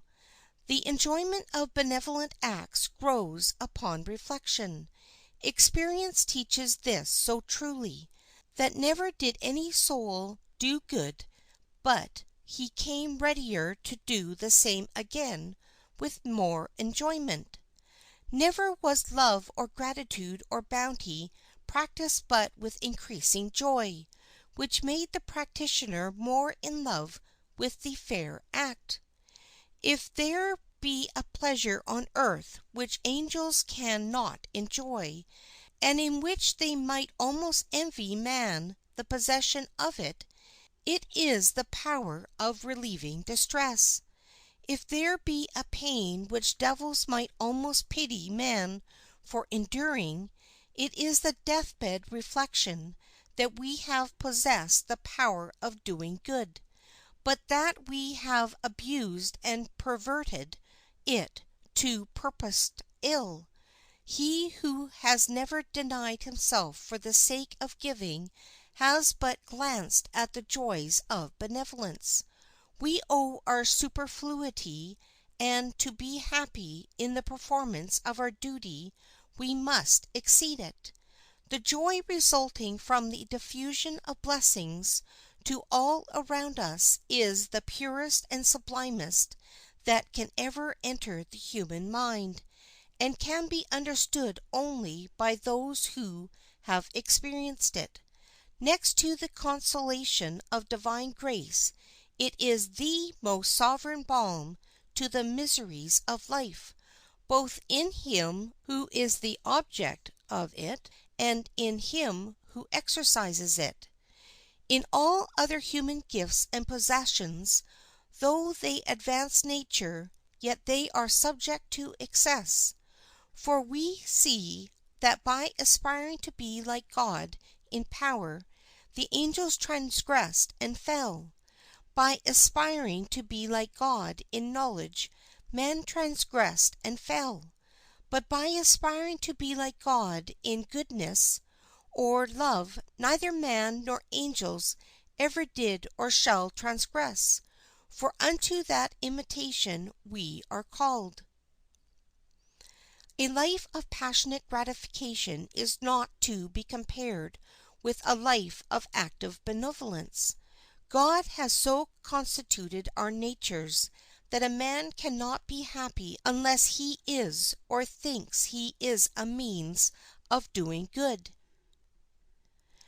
We cannot conceive a picture of more unutterable wretchedness than is furnished by one who knows that he is wholly useless in the world. A man or woman without benevolence is not a perfect being. They are a deformed personality of a true manhood or womanhood. In every heart there are many tendencies to selfishness, but the spirit of benevolence counteracts them all. In a world like this, where we are all so needy and dependent, where our interests are so interlocked, where our lives and hearts overlap each other and often grow together, we cannot live without a good degree of benevolence. We do most for ourselves when we do most for others. Hence our highest interests, even from a purely selfish point of view, are in the paths of benevolence, and in a moral sense we know that it is more blessed to give than to receive. Good deeds double in the doing, and the larger half comes back to the donor. A large heart of charity is a noble thing, and the most benevolent soul lives nearest to God. Selfishness is the root of evil. Benevolence is the cure. In no heart is benevolence more beautiful than in youth. In no heart is selfishness more ugly. To do good is noble. To be good is more noble. This should be the aim of all the young. The poor and the needy should occupy a large place in their hearts. The sick and suffering should claim their attention. The sinful and criminal should awaken their deepest pity. The oppressed and downtrodden should find a large place in their compassion. Woman appears in her best estate in the exercise of benevolent deeds. How sweet are her soothing words to the disconsolate! How consoling her tears of sympathy to the mourning! How fresh her spirit of hope to the discouraged! How balmy the breath of her love to the oppressed! Man, too, appears in his best light and grandest aspect when he appears as the practical follower of Him who went about doing good. He who does these works of practical benevolence is educating his moral powers in the school of earnest and glorious life. He is laying the foundation for a noble and useful career. He is planting the seeds of a charity that will grow to bless and save the sufferings of our fellow men. Liberality consists less in giving profusely than in giving judiciously, for there is nothing that requires so strict an economy as our benevolence. Liberality, if spread over too large a surface, produces no crop. If over one too small, it exubeраtes its rankness in weeds. And yet it requires care to avoid the other extreme. It is better to be sometimes mistaken than not to exercise charity at all. Though we may chance sometimes to bestow our benefice on the unworthy, it does not take from the merit of the act. It is not the true spirit of charity, which is ever rigid and circumspect, and which always mistrusts the truth of the necessities laid open to it. Be not frightened at the hard word impostor. Cast thy bread upon the waters. Some have unawares entertained angels. A man should fear when he enjoys only what is good he does publicly, lest it should prove to be the publicity rather than the charity that he loves. We have more confidence in the benevolence which begins in the home and diverges into a large humanity than in the world-wide philanthropy which begins at the outside and converges into egotism. A man should, indeed, have a generous feeling for the welfare of the whole world, and should live in the world as a citizen of the world. But he may have preference for that particular part in which he lives. Charity begins at home, but it may and ought to go abroad. Still we have no respect for self-boasting charity, which neglects all objects of commiseration near and around it, but goes to the end of the world in search of misery for the sake of talking about it. Generosity during life is a very different thing from generosity in the hour of death. One proceeds from genuine liberality and benevolence, the other from pride or fear.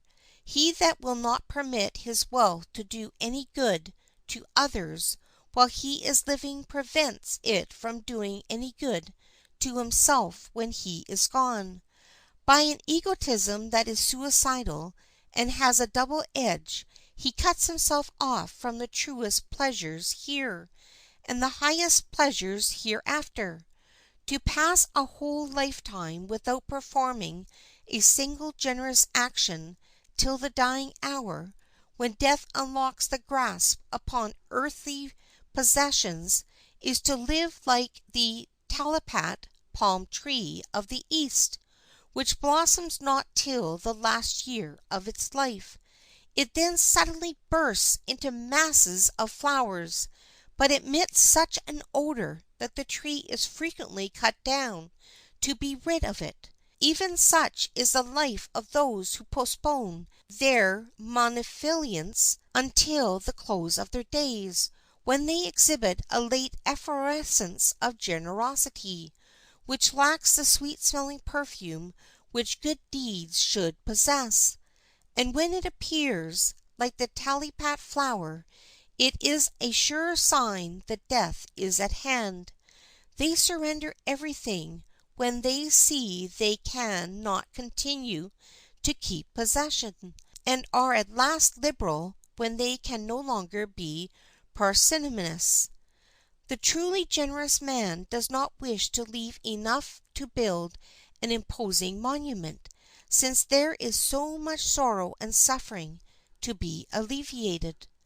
They enjoy the pleasure of what they give by giving it when alive and seeing others benefited thereby. A conqueror is regarded with awe.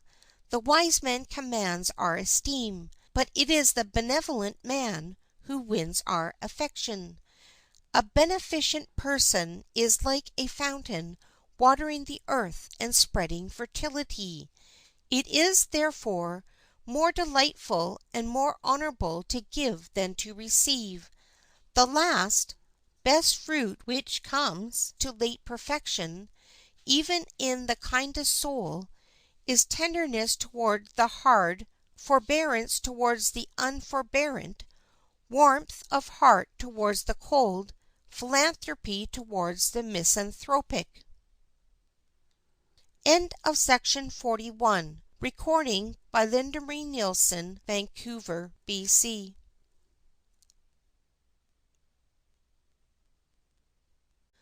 The Golden Gems of Life by Emory, Adams Allen, and S.C. Ferguson. Section 42. Veracity. Veracity, or the habitual observance of truth, is a bright and shining quality on the part of anyone who strives to make the most of life's possibilities. It irradiates all of his surroundings, making plain the path of duty, and hence the path which leads to the most enduring success. It is the bond of union and the basis of human happiness. Without this virtue there is no reliance upon language, no confidence in friendship, no security in promises and oaths. Truth is always consistent with itself, and needs nothing to help it out. It is always near at hand, and sits upon our lips, and is ready to drop out before we are aware, whereas a lie is troublesome, and sets a man's invention upon the rack, and one trick needs many more to make it good. It is dangerous to deviate far from the strict rule of veracity, even on the most trifling occasions. However guileless may be our intentions, the habit, if indulged, may take root, and gain on us under the cover of various pretenses, till it usurps a leading influence. Nothing appears so low and mean as lying and dissimulation, and it is observable that only weak animals endeavor to supply by craft the defects of strength which nature has given them. Dissimulation in youth is the forerunner of perfidy in old age. Its first appearance is the fatal omen of growing depravity and future shame. It degrades parts and learning, obscures the luster of every accomplishment, and sinks us into contempt. The path of falsehood is a perplexing maze. After the first departure from sincerity, it is not in our power to stop. One artifice unavoidably leads on to another, till, as the intricacies of the labyrinth increase, we are left entangled in our snare. Falsehood is difficult to be maintained. When the materials of a building are solid stone, very rude architecture will suffice, but a structure of rotten materials needs the most careful adjustment to make it stand at all. The love of truth and right is the grand spring source of integrity. The study of truth is perpetually joined with the love of virtue, for there is no virtue which derives not its original from truth, as, on the contrary, there is no vice which has not its beginning in a lie. Truth is the foundation of all knowledge and the cement of all society. Strict veracity requires something more than merely the speaking of truth. There are lying looks as well as lying words, dissembling smiles, deceiving signs, and even a lying silence. Not to intend what you speak is to give your heart the lie with your tongue, and not to perform what you promise is to give your tongue the lie with your actions. Deception exhibits itself in many forms, in reticency on the one hand or exaggeration on the other, in disguise or concealment, in pretended concurrence in others' opinions, in assuming an attitude of conformity which is deceptive, in making promises, or in allowing them to be implied, which are never intended to be performed, or even in refraining from speaking the truth when to do so is a duty. There are also those who are all things to all men, who say one thing and do another, but those who are essentially insincere fail to evoke confidence, and in the end discover that they have only deceived themselves while thinking they were deceiving others. Lying is in some cases the offspring of perversity and vice, and in many others of sheer moral cowardice. Plutarch calls lying the vice of a slave. There is no vice, said Lord Bacon, that so covers a man with shame as to be found false and perfidious. Every lie, great or small, is the brink of a precipice, the depth of which nothing but omniscience can fathom. Denying a fault always doubles it. All that a man can get by lying and dissembling is that he will not be believed when he speaks the truth. A liar is subject to two misfortunes, neither to believe nor to be believed. If falsehood, says Montaigne, like truth, had but one face, we should be upon better terms, for we should then take the contrary of what the liar says for certain truth. We are not called upon to speak all that we know. That would be folly. But what a man says should be what he thinks. Otherwise it is knavery.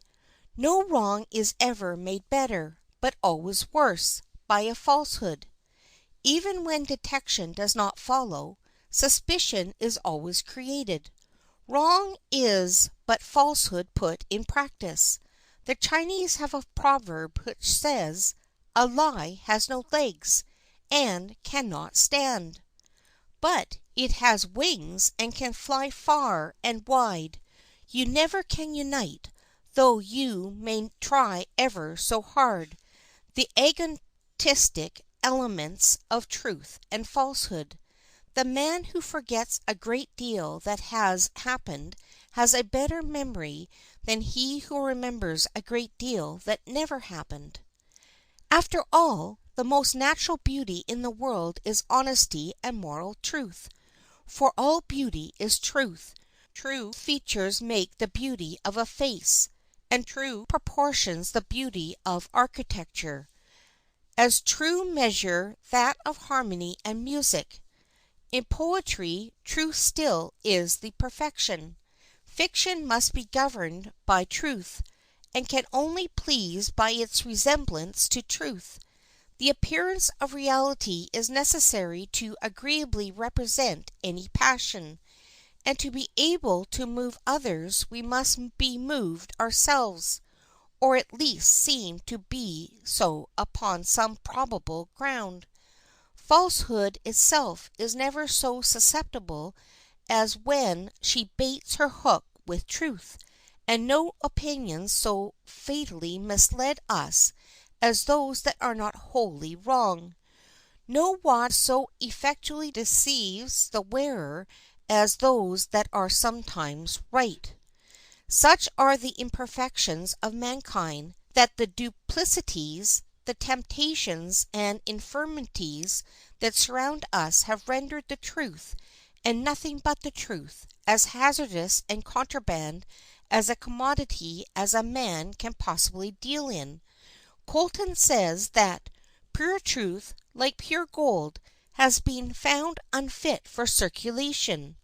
And another has said, "It is dangerous to follow truth too near lest she should kick out your teeth."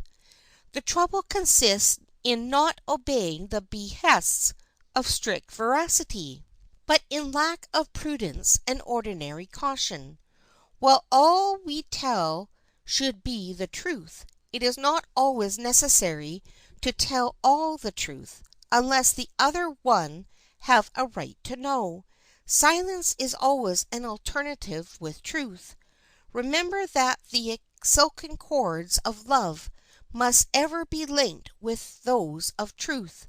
Otherwise they will but gall and irritate, instead of guiding into paths of rectitude. End of section 42. Recording by Linda Marie Nielsen, Vancouver, BC.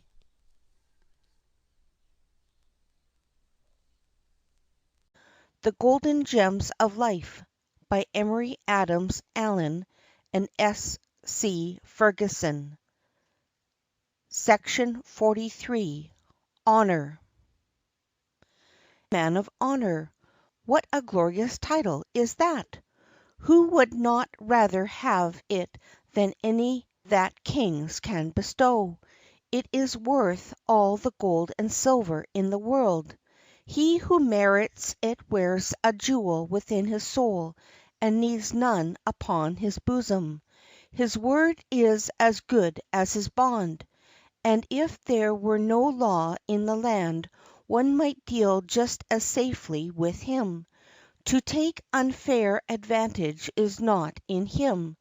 To quibble and guard his speech so that he leads others to suppose that he means something that he does not mean, even while they can never prove that it is so, would be impossible to his frank nature. His speeches are never riddles. He looks you in the eye and says straight out the things he has to say, and he does not unto others the things he would that they should do to him. He is a good son and a good brother. Who ever heard him betray the faults and follies of his near kindred? And with his friends he proves himself true, and will not betray the trust friendship imposes on him.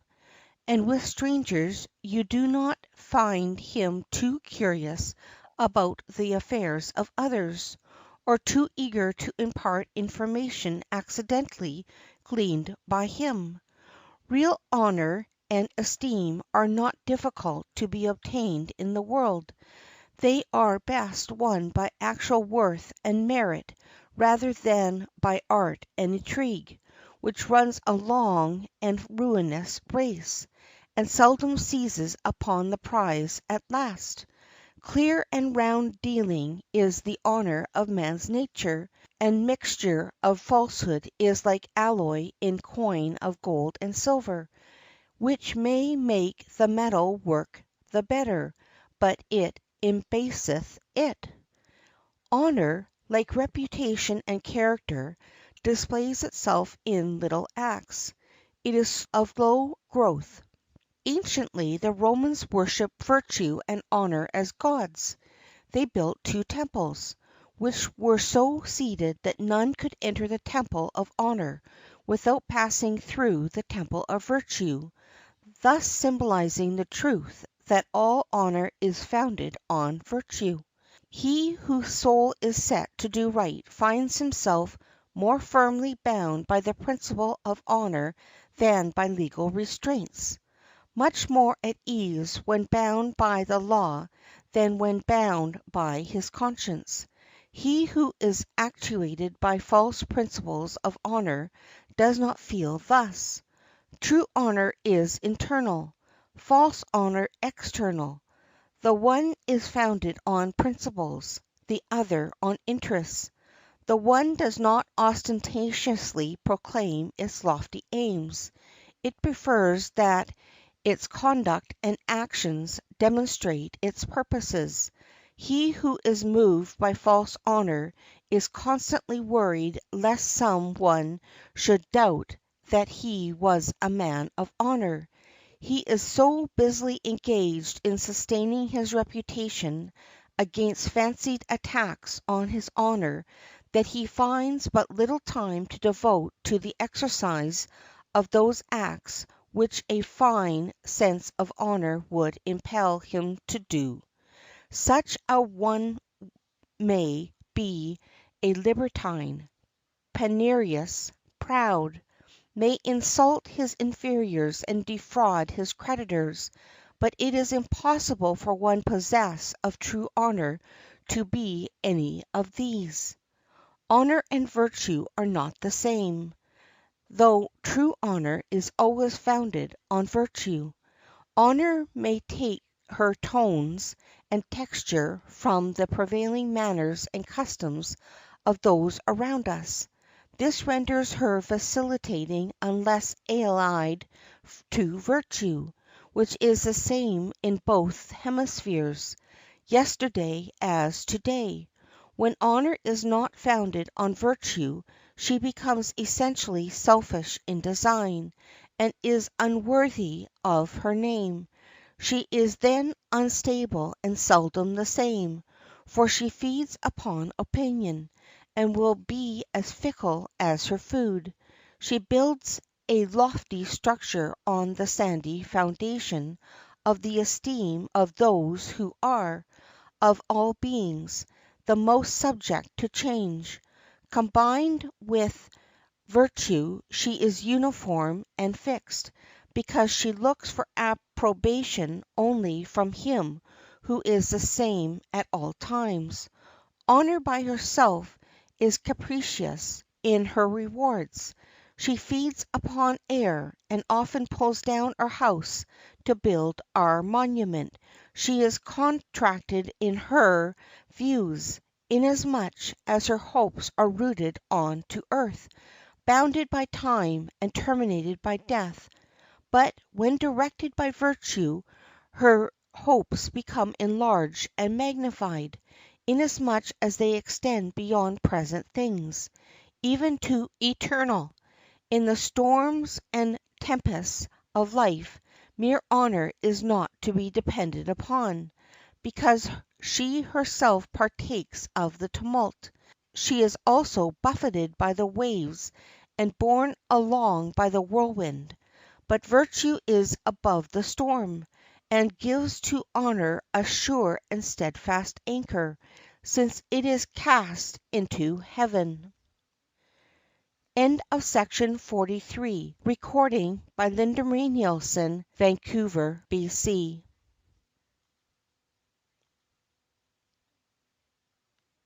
The Golden Gems of Life by Emory Adams Allen and S. C. Ferguson. Section 44. Policy. What is called policy is sometimes spoken of in the same sense as prudence, but its nature is cunning. It is a thing of many aspects and of many tongues. It can appear in any form and speak in any language. It is sometimes called management, but is not worthy of that good name, inasmuch as it is but a compound of sagacity and deceit, of duplicity and of meanness. It puts on the semblance of kindness and concern for your good, but its heart is treachery and selfishness. This principle, strange as it may seem, is of very extensive influence. It is adopted and acted upon by multitudes, who claim to be respectable and intelligent men, and is not confined to the few or those of the baser sort. Its devotees may not be aware that this is their ruling principle of action. They mistake its meaning by giving it a wrong name. They call it prudence, discretion, wisdom. Alas, it is not guided by the high principles of integrity, which beautify and adorn those noble attributes of perfect manhood. Its appropriate name is policy, the sister of cunning, the child of deception and duplicity. This principle of double dealing, of artful accommodation and management, is eminently characteristic of the present age.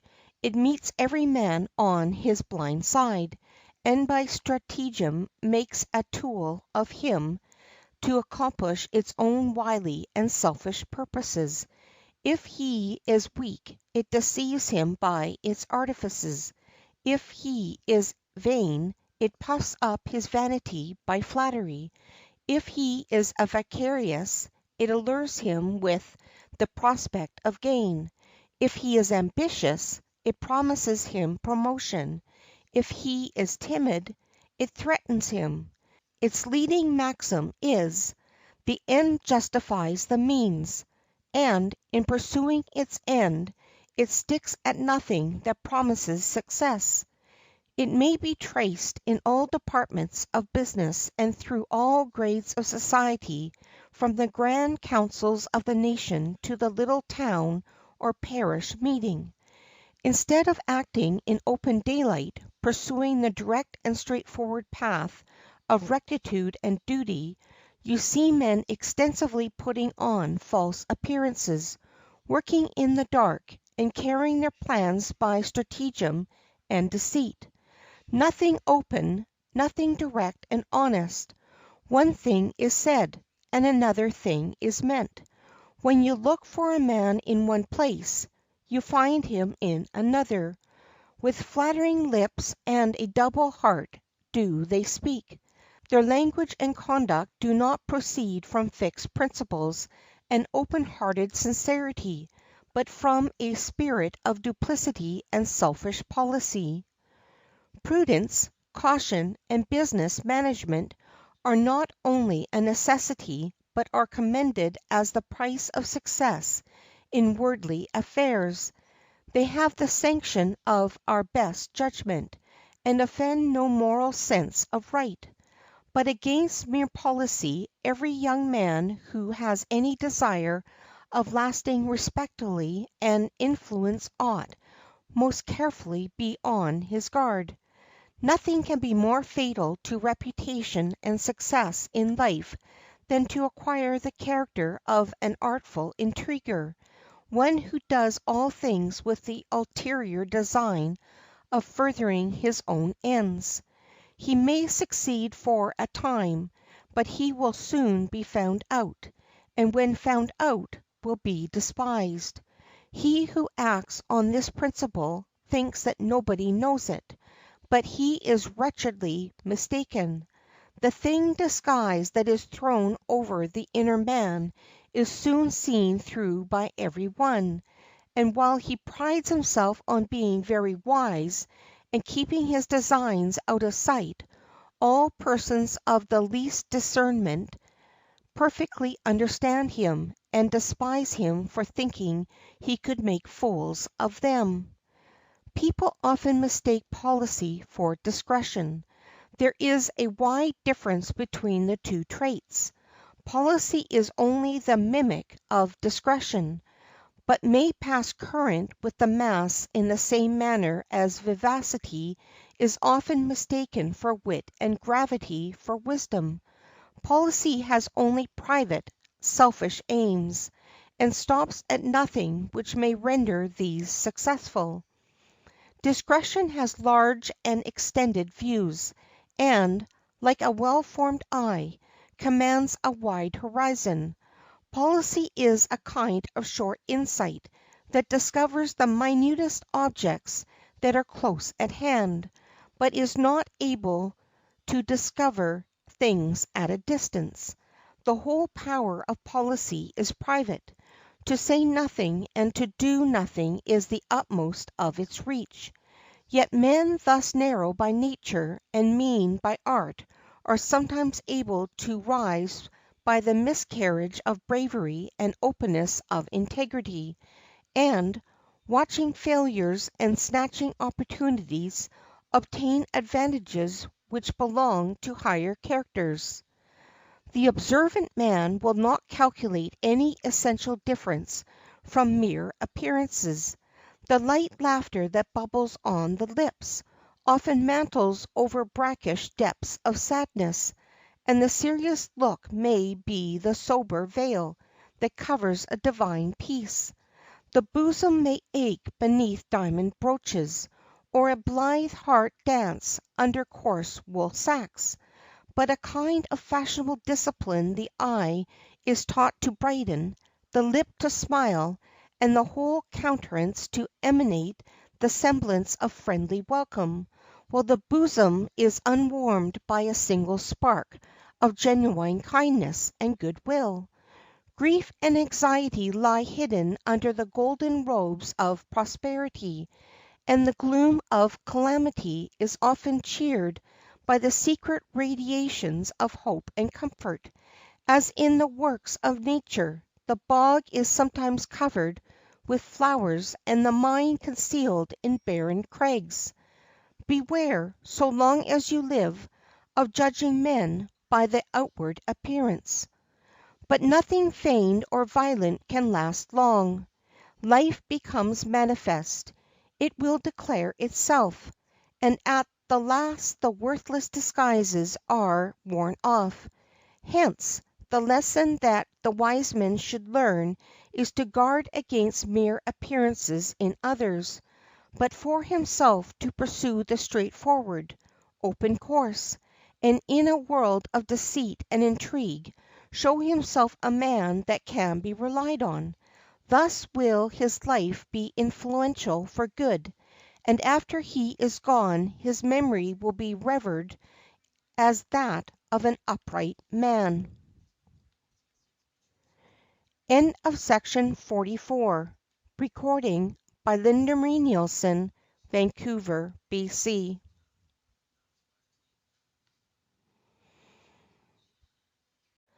The Golden Gems of Life by Emory Adams Allen and S. C. Ferguson. Section 45. Egotism.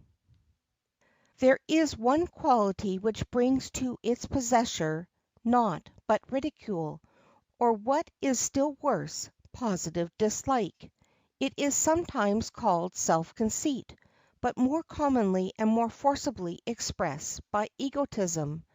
Egotism and skepticism are always miserable companions in life, and are especially unlovable in youth. The egotist is next door to a fanatic. Constantly occupied with self, he has no thoughts to spare for others. He refers to himself in all things, thinks of himself, and studies himself until his own little self becomes his ruling principle of action. The pests of society are egotists. There are some men whose opposition can be reckoned upon against everything that has not emanated from themselves. He that falls in love with himself will have no rivals. The egotist's code is everything for himself, nothing for others. Hence it is by reason of their selfishness that they find the world so ugly, because they can only see themselves in it. An egotist is seldom a man of brilliant parts. A talented or sensible man is apt to drop out of his narration every allusion to himself. He is content with putting his theme on his own ground. You shall not tell me you have learned to know most men. Your saying so disproves it. You shall not tell me by their titles what books you have read. You shall not tell me your house is the best and your pictures the finest. You shall make me feel it. I am not to infer it from your conversation. It is a false principle, because we are entirely occupied with ourselves. We must equally occupy the thoughts of others. The contrary inference is but the fair one. We are such hypocrites that whatever we talk of ourselves, though our words may sound humble, our hearts are nearly always proud. When all is summed up, a man never speaks of himself without loss. His accusation of himself is always believed, his praises never.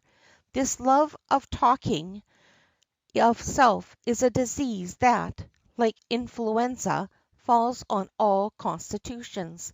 It is allowable to speak of yourself, provided you do not continually advance new arguments in your favor. But abuse of self is nearly as bad, since we cannot help suspecting that those who abuse themselves are, in reality, angling for approbation. Oftentimes we dislike egotism in others simply because of our own.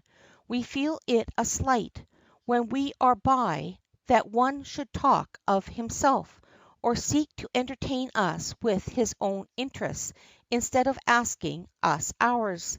He who thinks he can find in himself the means of doing without others is much mistaken.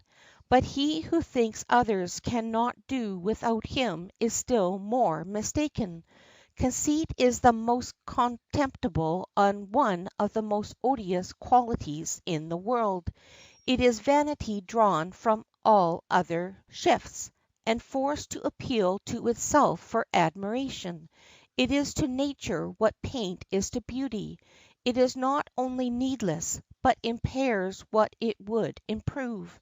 He who gives himself airs of importance exhibits the credentials of impotence. He that fancies himself very enlightened because he sees the deficiency of others may be very ignorant because he has not studied his own. In the same degree as we overrate ourselves, we shall underrate others, for injustice allowed at home is not likely to be corrected abroad. It is this unquiet love of self that renders us so sensitive. It is an instrument useful, but dangerous. It often wounds the hand that makes use of it, and seldom does good without doing harm. The sick man who sleeps ill thinks the night long. We exaggerate all the evils which we encounter. They are great, but our sensibility increases them. Man should not prize himself by what he has, neither should others prize him by what he professes to have, or what he by vigorous talk constantly lays claim to possess. We should seek the more valuable qualities which lie hidden in his true self. He mistakes who values a jewel by its golden frame, or a book by its silver clasp, or a man by reason of his estates or profession. The true measure of success always lies between two extremes. Egotism and overweening self conceit are indeed deplorable blemishes in any character, but we, perhaps, forget that he who is totally destitute of them presents but a sorry figure in the world's battle field. He lacks individuality, and lacks the courage to push forward his own interests. In this aggressive age it will not do to be destitute of a right degree of self confidence. Lacking this, men are too often deterred from taking that position for which their talents eminently fit them, and at last have only vain regrets as they contemplate life's failures. Egotism is as distinct and separate from a manly self confidence in one's own powers as the unsightly block of marble that is to the finished statuette, which consists, indeed, of the same materials as the former, but so softened and modified as to be an object of admiration to all. Nor is it difficult to draw the dividing lines. Egotism exultingly proclaims to all, "Look at me! What strength, what ability, what talents are mine! Who so graceful? Who so gifted? Who so competent to be placed in a position of honor or authority as I? I am sure of success. Behold my triumph." The man who is withal modest, yet feels that he possesses acquisitions and gifts, says, "True, the way is long, the time discouraging, but what has been done can be done. I can but make the effort, and go forward to the best of my ability, and if so be I fail, with a brave heart and cheerful face I will do what duty points out. But if success crowns my efforts, I will so use my advantages that all may be benefited." End of section 45. Recording by Linda Marie Nielsen, Vancouver, BC.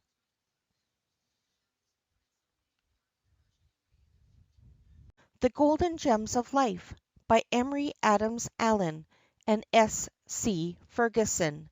Section 46. Vanity. Here is no vice or folly that requires so much nicety and skill to manage as vanity, nor any which, by ill management, makes so contemptible a figure. The desire of being thought wise is often a hindrance to being so, for such a one is often more desirous of letting the world see what knowledge he hath than to learn of others that which he wants. Men are more apt to be vain on account of those qualities which they fondly believe they have than of those which they really possess. Some would be thought to do great things who are but tools or instruments, like the fool who fancied he played upon the organ when he only blew the bellows. Be not so greedy of popular applause as to forget that the same breath which blows up a fire may blow it out again. Vanity, like laudanum and other poisonous medicines, is beneficial in small, though injurious in large quantities. Be not vain of your want of vanity. When you hear the phrase, I may say without vanity, you may be sure some characteristic vanity will follow in the same breath. The most worthless things are sometimes most esteemed. It is not all the world that can pull a humble man down, because God will exalt him, nor is it all the world that can keep a proud man up, because God will debase him. Vanity feeds voraciously and abundantly on the richest food that can be served up, or can live on less and meaner diet than any thing of which we can form a conception. The rich and the poor, learned and ignorant, strong and weak, all have a share in vanity. The humblest Christian is not free from it, and when he is most humble, the devil will flatter his vanity by telling him of it. On the other hand, it is with equal relish that it feeds upon vulgarity, coarseness, and fulsome eccentricity, everything, in short, by which a person can attract attention. It often takes liberally by the hand, prompts advice, administers reproof, and sometimes perches visibly and gaily on the prayers and sermons in the pulpit.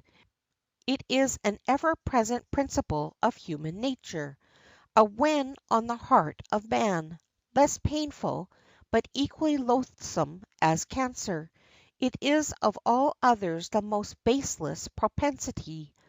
O vanity, how little is thy force acknowledged, or thine operations discerned! How wantonly dost thou deceive mankind under different disguises!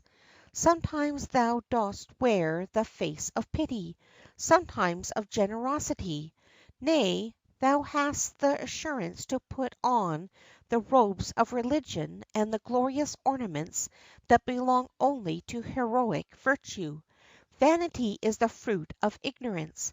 It thrives most in those places never reached by the air of heaven or the light of the sun.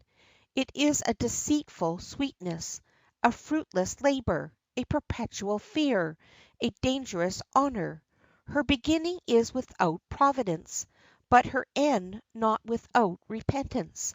Vanity is so constantly solicitous of self that even when its own claims are not interested, it indirectly seeks the aliment which it loves by showing how little is deserved by others. Charms, which, like flowers, lie on the surface, such as preserve figure and dress, conduce to vanity. On the contrary, these excellencies, which lie down, like gold, and are discovered with difficulty, such as profoundness of intellect and morality, leave their possessors modest and humble.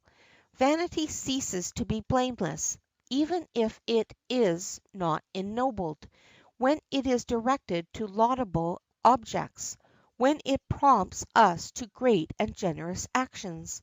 Vanity is, indeed, the poison of agreeableness; yet, even a poison, when skilfully employed, has a salutary effect in medicine. So has vanity in the commerce and society of the world. Some intermixture of vainglorious tempers puts life into business, and makes a fit composition for grand enterprises and hazardous endeavors. For men of solid and sober natures have more of the ballast than the sail. Vanity is, in one sense, the antidote to conceit; for, while the former makes us all nerve to the opinions of others, the latter is perfectly satisfied with its opinion of itself. A vain man can not be altogether rude. Desirous as he is of pleasing, he fashions his manners after those of others. Therefore, let us give vanity fair quarter wherever we meet with it, being persuaded that it is often productive of good to its possessor, and to others who are within its sphere of action. Vanity pervades the whole human family to a greater or less degree, as the atmosphere does the globe.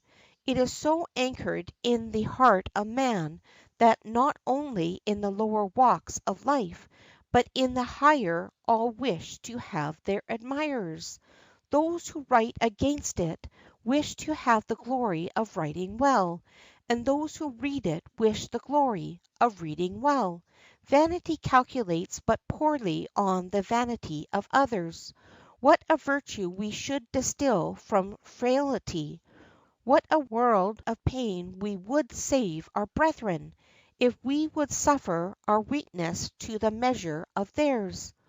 We would rather contend with pride than vanity, because pride has a stand up way of fighting.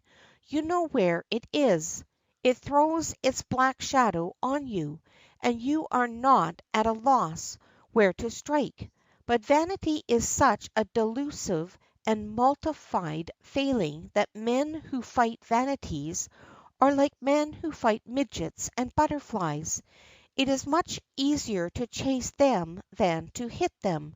Vanity may be likened to the mouse nibbling about in the expectation of a crumb, while pride is apt to be like the butcher's dog, who carries off your steak and growls at you as he goes.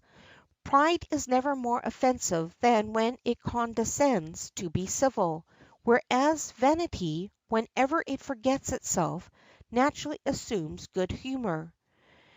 Extinguish vanity in the mind, and you naturally retrench the little superfluities of garniture and equipage. The flowers will fall of themselves when the root that nourishes them is destroyed. We have nothing of which we should be vain, but much to induce humility. If we have any good qualities, they are the gift of God. Let everyone guard against this all pervading principle, and teach their children that it is the shadow of a shade. End of section 46. Recording by Linda Marie Nielsen, Vancouver, BC.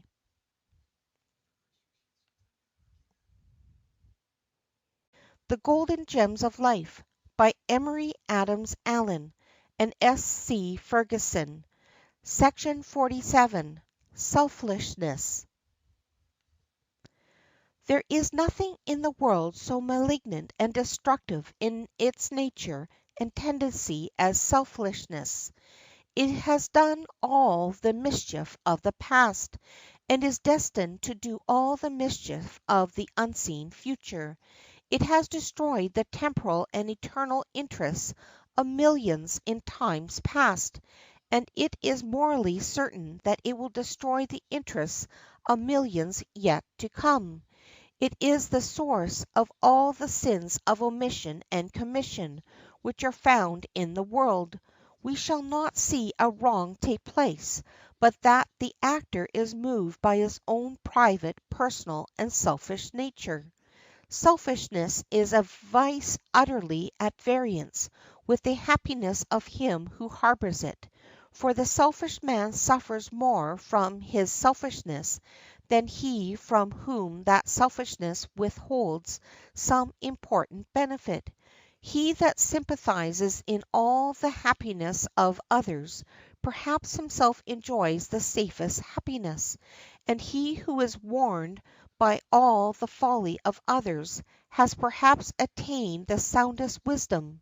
But such is the blindness and suicidal selfishness of mankind that things so desirable are seldom pursued, things so accessible seldom attained. The selfish person lives as if the world were made altogether for him, and not he for the world, to take in everything and part with nothing. Selfishness contracts and narrows our benevolence, and causes us, like serpents, to enfold ourselves within ourselves, and to turn out our stings to all the world besides. As frost to the bud and blight to the blossom, even such is self interest to friendship, For confidence cannot dwell where selfishness is porter at the gate.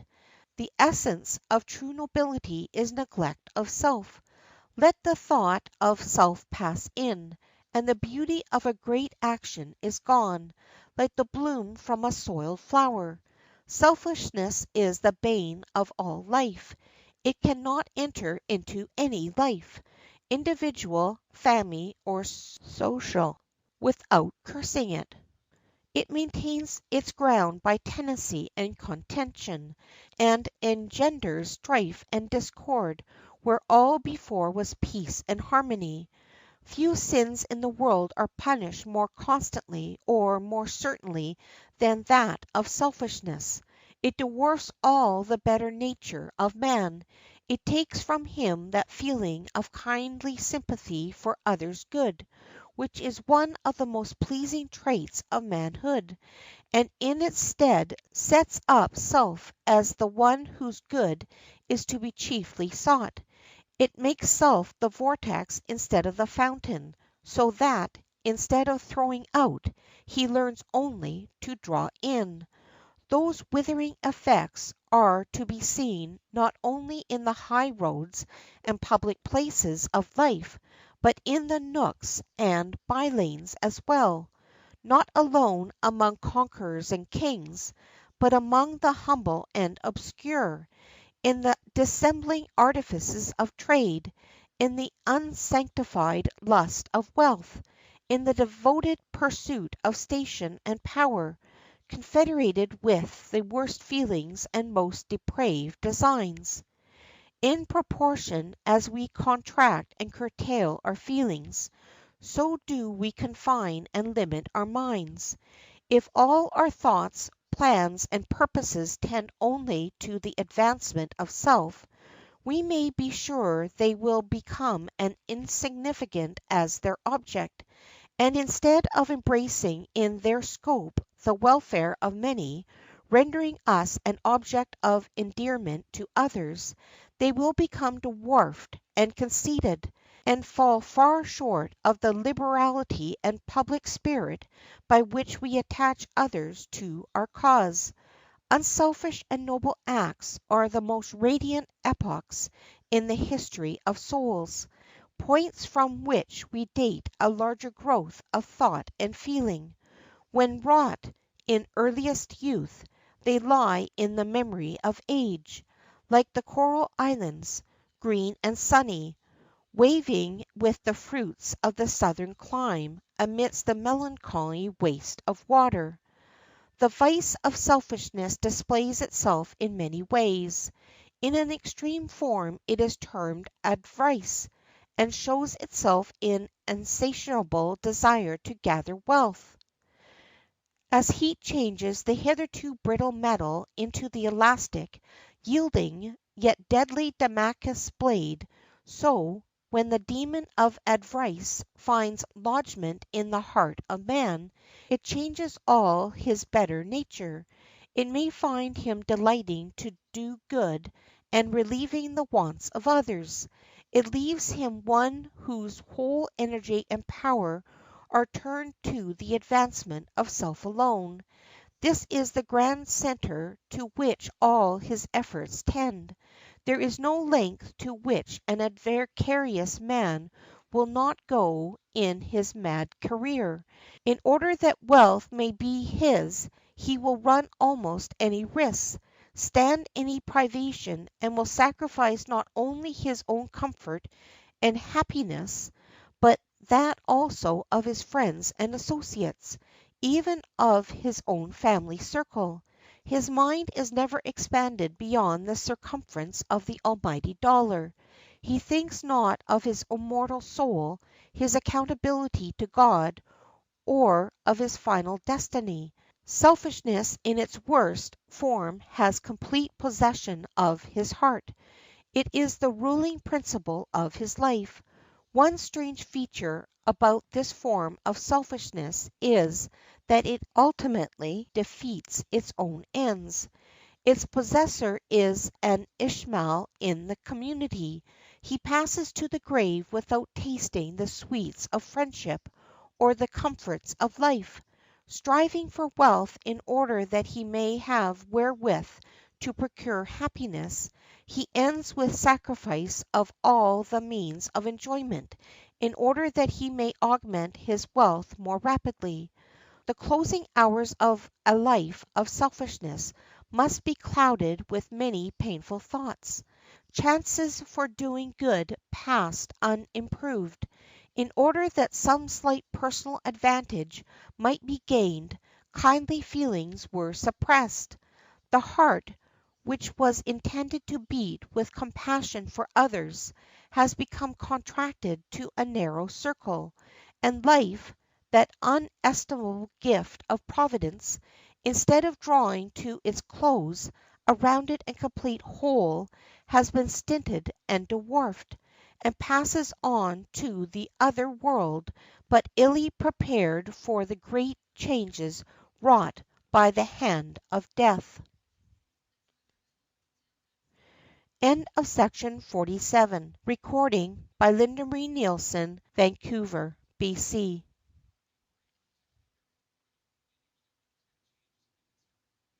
The Golden Gems of Life by Emory Adams Allen and S. C. Ferguson.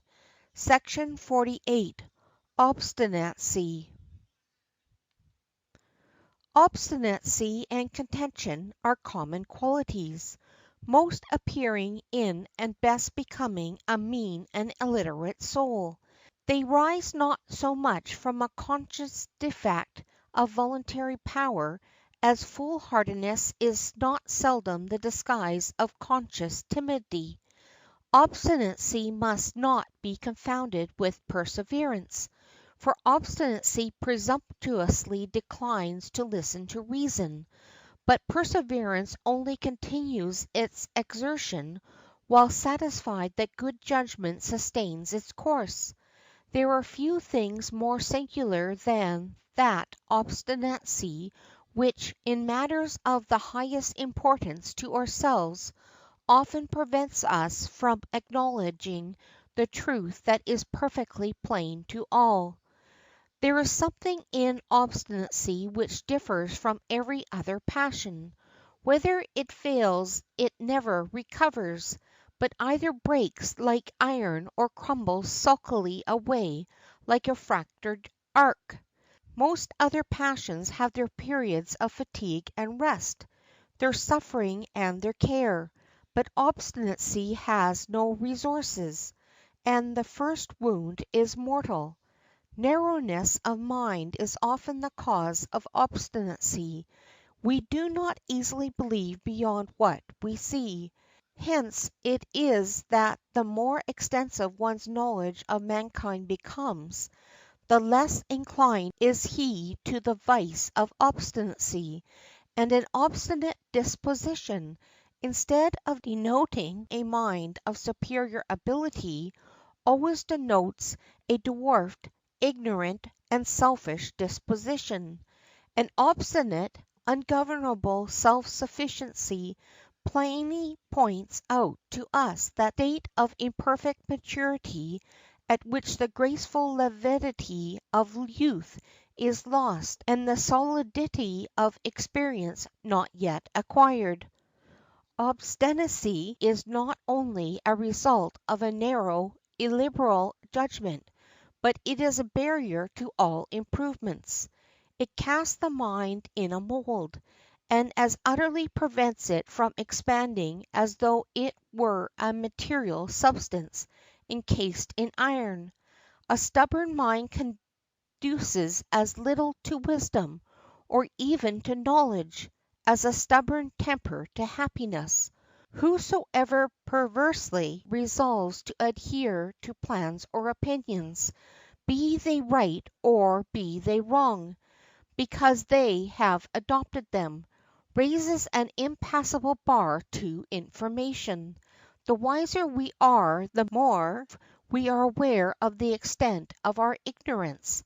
Those who have but just entered the vestibule of the temple of knowledge invariably feel themselves much wiser than those who meekly worship in the inner sanctuary. Positiveness is much more apt to accompany the statement of the superficial observer than him whose experience has been vast and profound.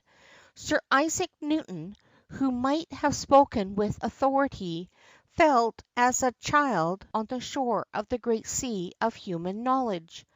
Doubtless many of his followers feel as though far out on the tossing waves, for they act as if their opinion could by no possibility be wrong. Sometimes obstinacy is confounded with firmness, and under this misnomer is practised as a virtue. But the line between obstinacy and firmness is strong and decisive.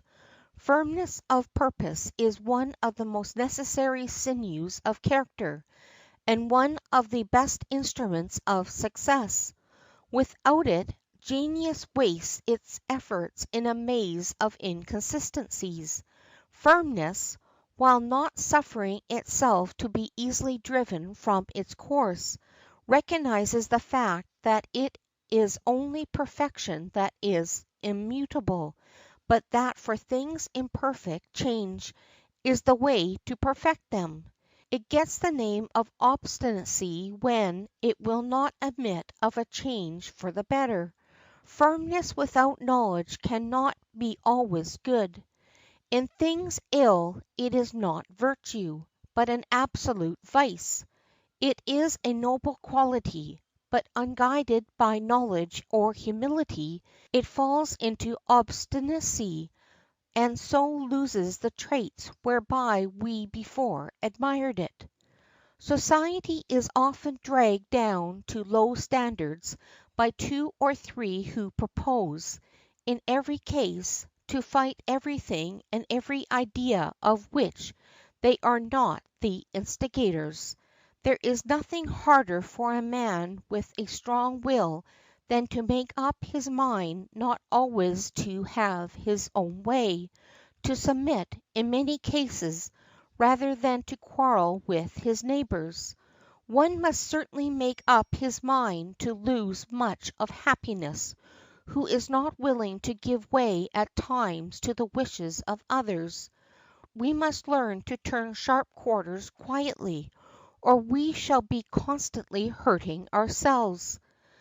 But we must not, in decrying obstinacy, overlook the fact that, while it certainly is a great vice and frequently the cause of great mischief, yet it has closely allied with it the whole line of masculine virtues, constancy, fidelity, and fortitude, and that in their excess all the virtues easily fall into it. Yet it is ever easy to determine the line of demarcation which these virtues end and obstinacy begins. The smallest share of common sense will suffice to detect it, and there is little doubt that few people pass this boundary without being conscious of the fault. The business of constancy chiefly is bravely to stand by and stoutly to suffer these inconveniences which are not otherwise possible to be avoided. But constancy does not adhere to an opinion merely for the sake of having its own way, wherein it differs from obstinacy. There are situations in which the proper opinions and modes of action are not evident. In such cases we must maturely reflect ere we decide. We must seek for the opinions of those wiser and better acquainted with the subject than ourselves. We must candidly hear all that can be said on both sides. Then, and then only, can we in such cases hope to determine wisely. But the decision once so deliberately adopted we must firmly sustain, and never yield but to the most unbiased conviction of our former errors. But when such conviction is secured, it is the part of true manliness to acknowledge it, and of true wisdom to make the required change. There is no principle of constancy or of perseverance or of fortitude that requires us to continue in our former course when convinced that it is wrong. End of section 48. Recording by Linda Marie Nielsen, Vancouver, BC.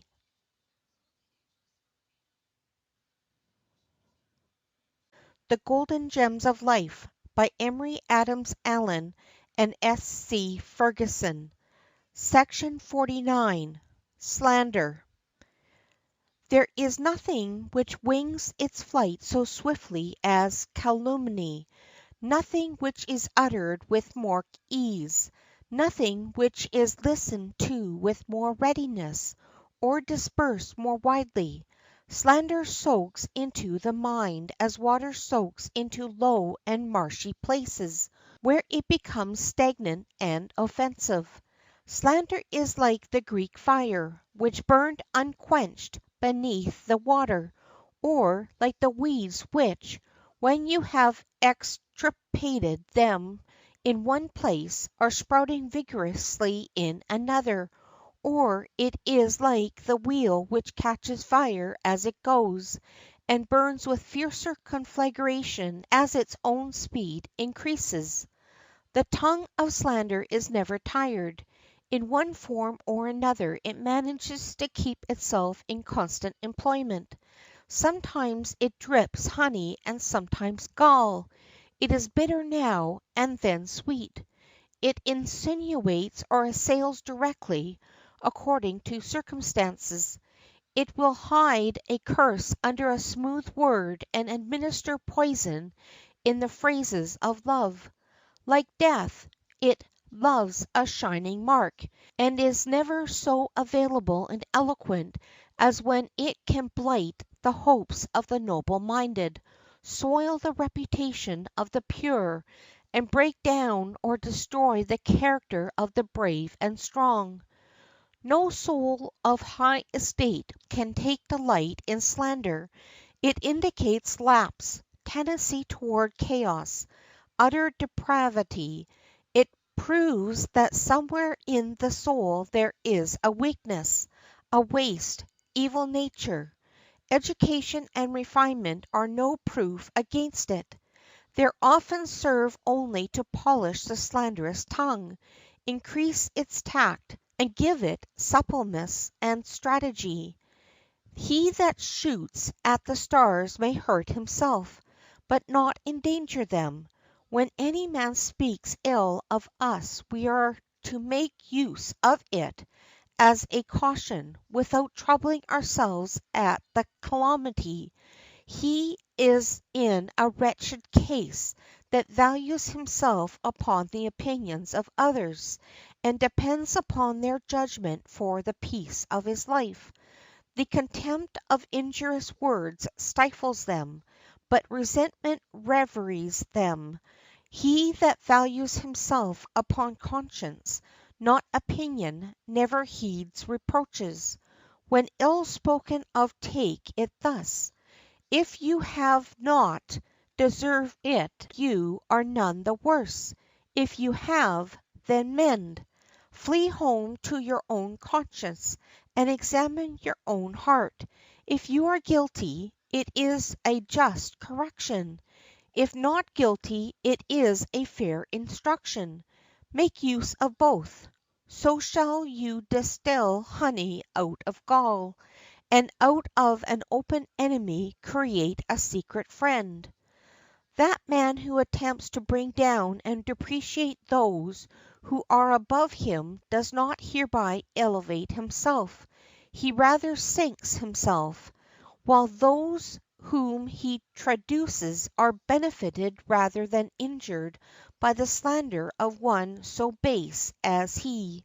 He who indulges in slander is like one who throws ashes to the windward, which come back to the same place and cover him all over. To be continually subject to the breath of slander will tarnish the purest virtue, as a constant exposure to the atmosphere will obscure the lustre of the finest gold. But in either, the real value of both continues the same, although the currency may be somewhat impeded.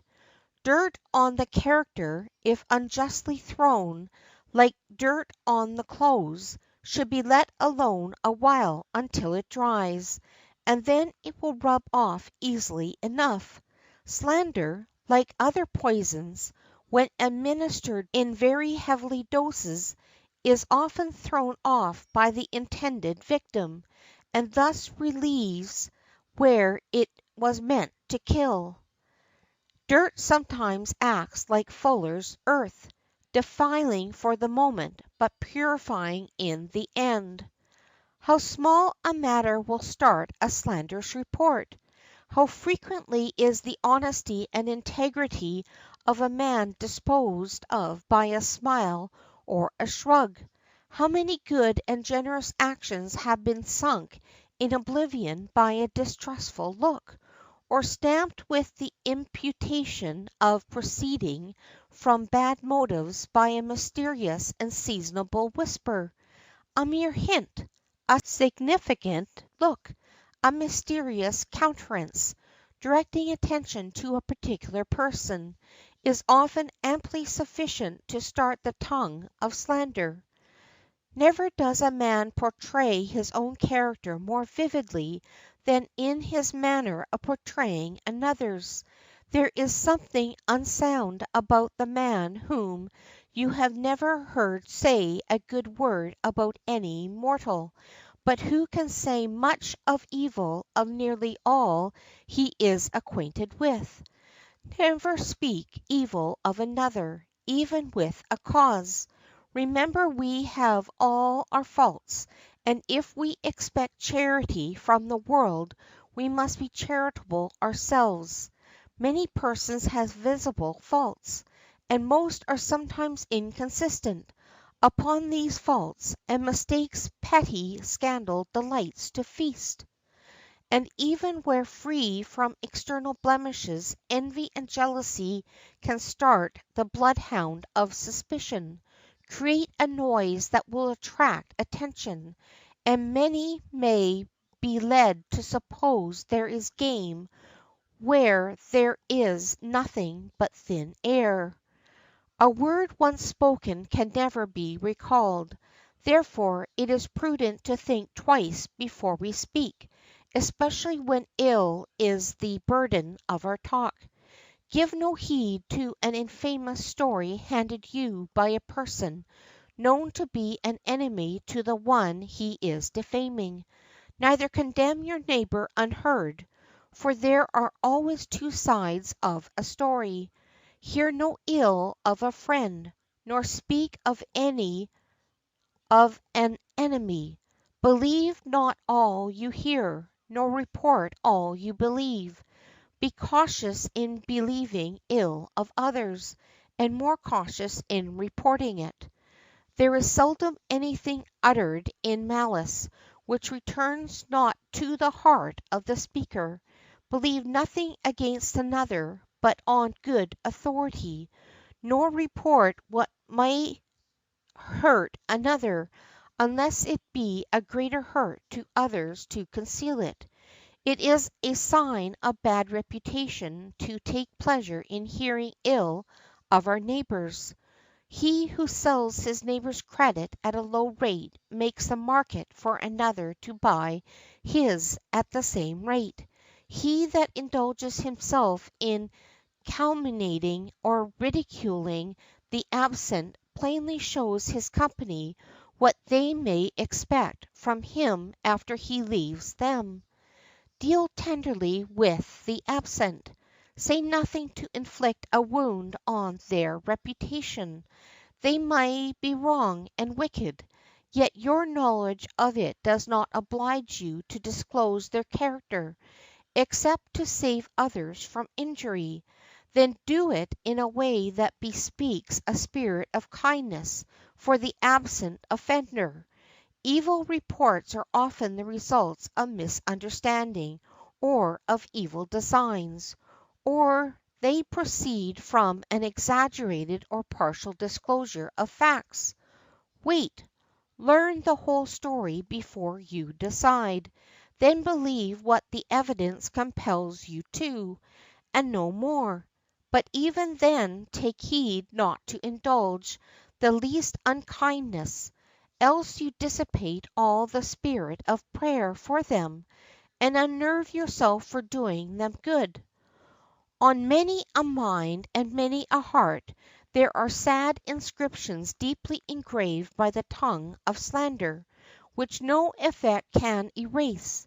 They are more durable than the impression of the diamond on the glass, for the inscription on the glass may be destroyed by a blow, but the impression on the heart will last forever. Let not this sting of calumny sting too deeply in your soul. He who is never subject to slander is generally of too little mental account to be worthy of it. Remember that it is always the best fruits that the birds pick at, that wasps light on the finest flowers, and that slanderers are like flies, that overlook all a man's good parts in order to light upon his sores.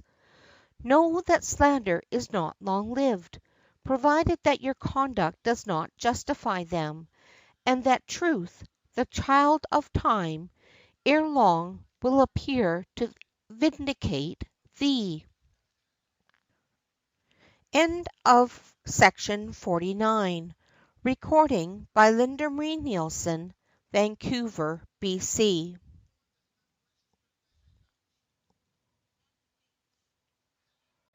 The Golden Gems of Life by Emory Adams Allen and S. C. Ferguson.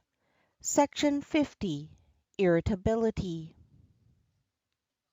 Few characteristics are more unfortunate in their effects on the character of their possessor than irritability; few more repulsive and annoying to those with whom circumstances bring him in contact.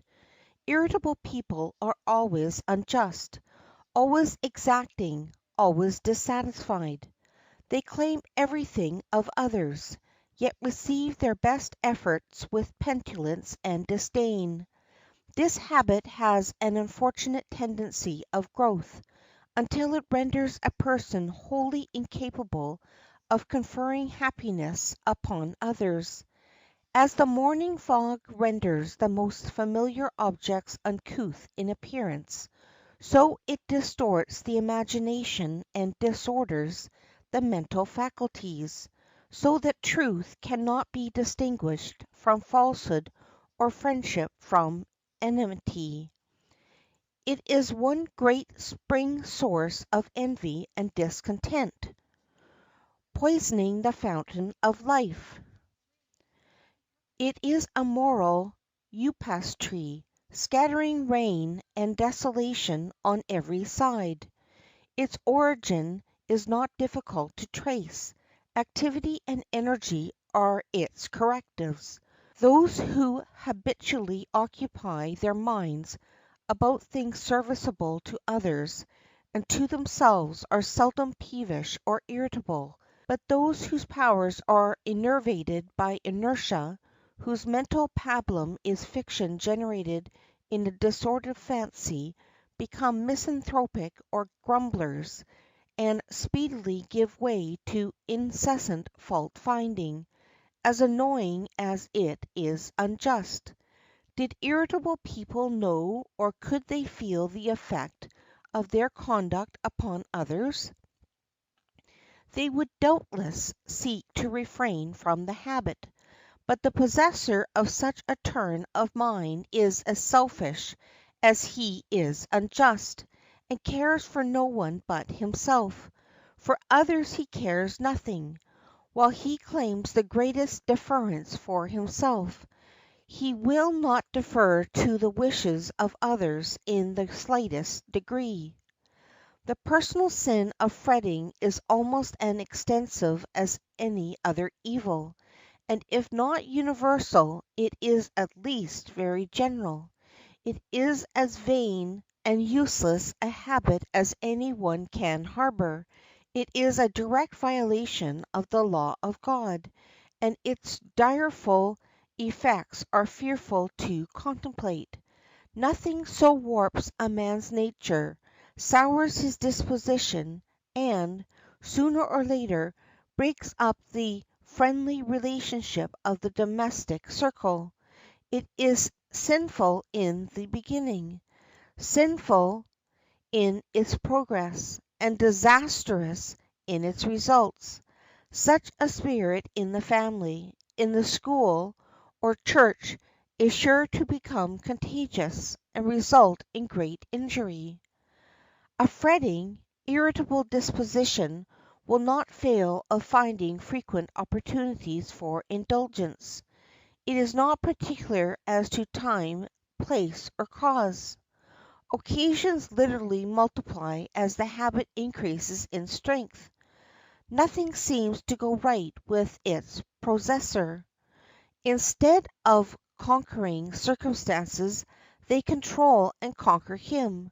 Fretting weakens one's self respect, dissipates the regards of others, and breaks us under the bonds of affection. If a scolder should, through deception and ignorance of his true character, be for a time loved, still the canker is there, the mind is sapped, and, sooner or later, the affections will be sundered. Such a habit too frequently indulged in has drawn the best of husbands into dissipation, rendered the most affectionate of wives miserable, and estranged members of the same family circle.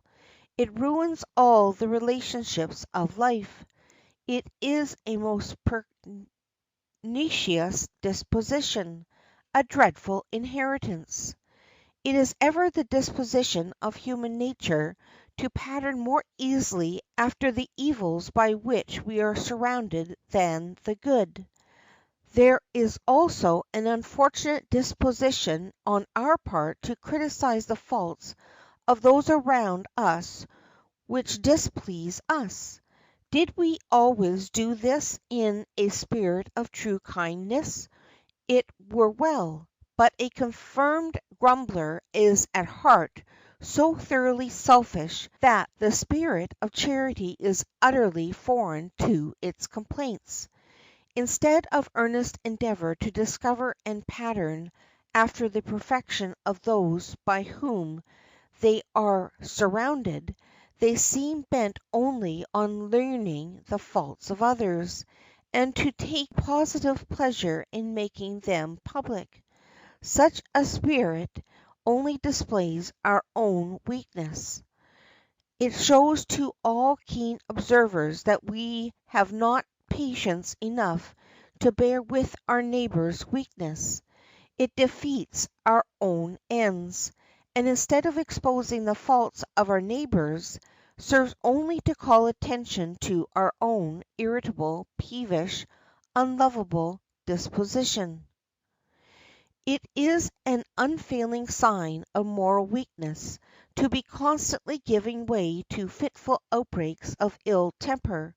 Fools, lunarians, the weak-minded, and the ignorant are irascible, impatient, and possess an ungovernable disposition. Great hearts and wise are calm, forgiving, and serene. To hear one perpetual round of complaint and murmuring, to have every pleasant thought scared away by the evil spirit, is a sore trial. It is, like the sting of a scorpion, a perpetual nettle destroying your peace, rendering life a burden. Its influence is deadly, and the purest and sweetest atmosphere is contaminated into a deadly miasma wherever this evil genius prevails. It has been truly said that, while we ought not to let the bad temper of others influence us, it would be as reasonable to spread a blister upon the skin and not expect it to draw, as to think of family not suffering because of the bad temper of any of its inmates. One string out of tune will destroy the music of an instrument otherwise perfect. So if all the members of a family do not cultivate a kind of affectionate disposition, there will be discord and every evil work. To say the least, such a disposition is a most unfortunate one. It bespeaks littleness of soul and ignorance of mankind. It is far wiser to take the more charitable view of our fellow men. Life takes its hue in a great degree from the color of our own minds. If we are frank and generous, the world treats us kindly. If, on the contrary, we are suspicious, men learn to be cold and cautious towards us.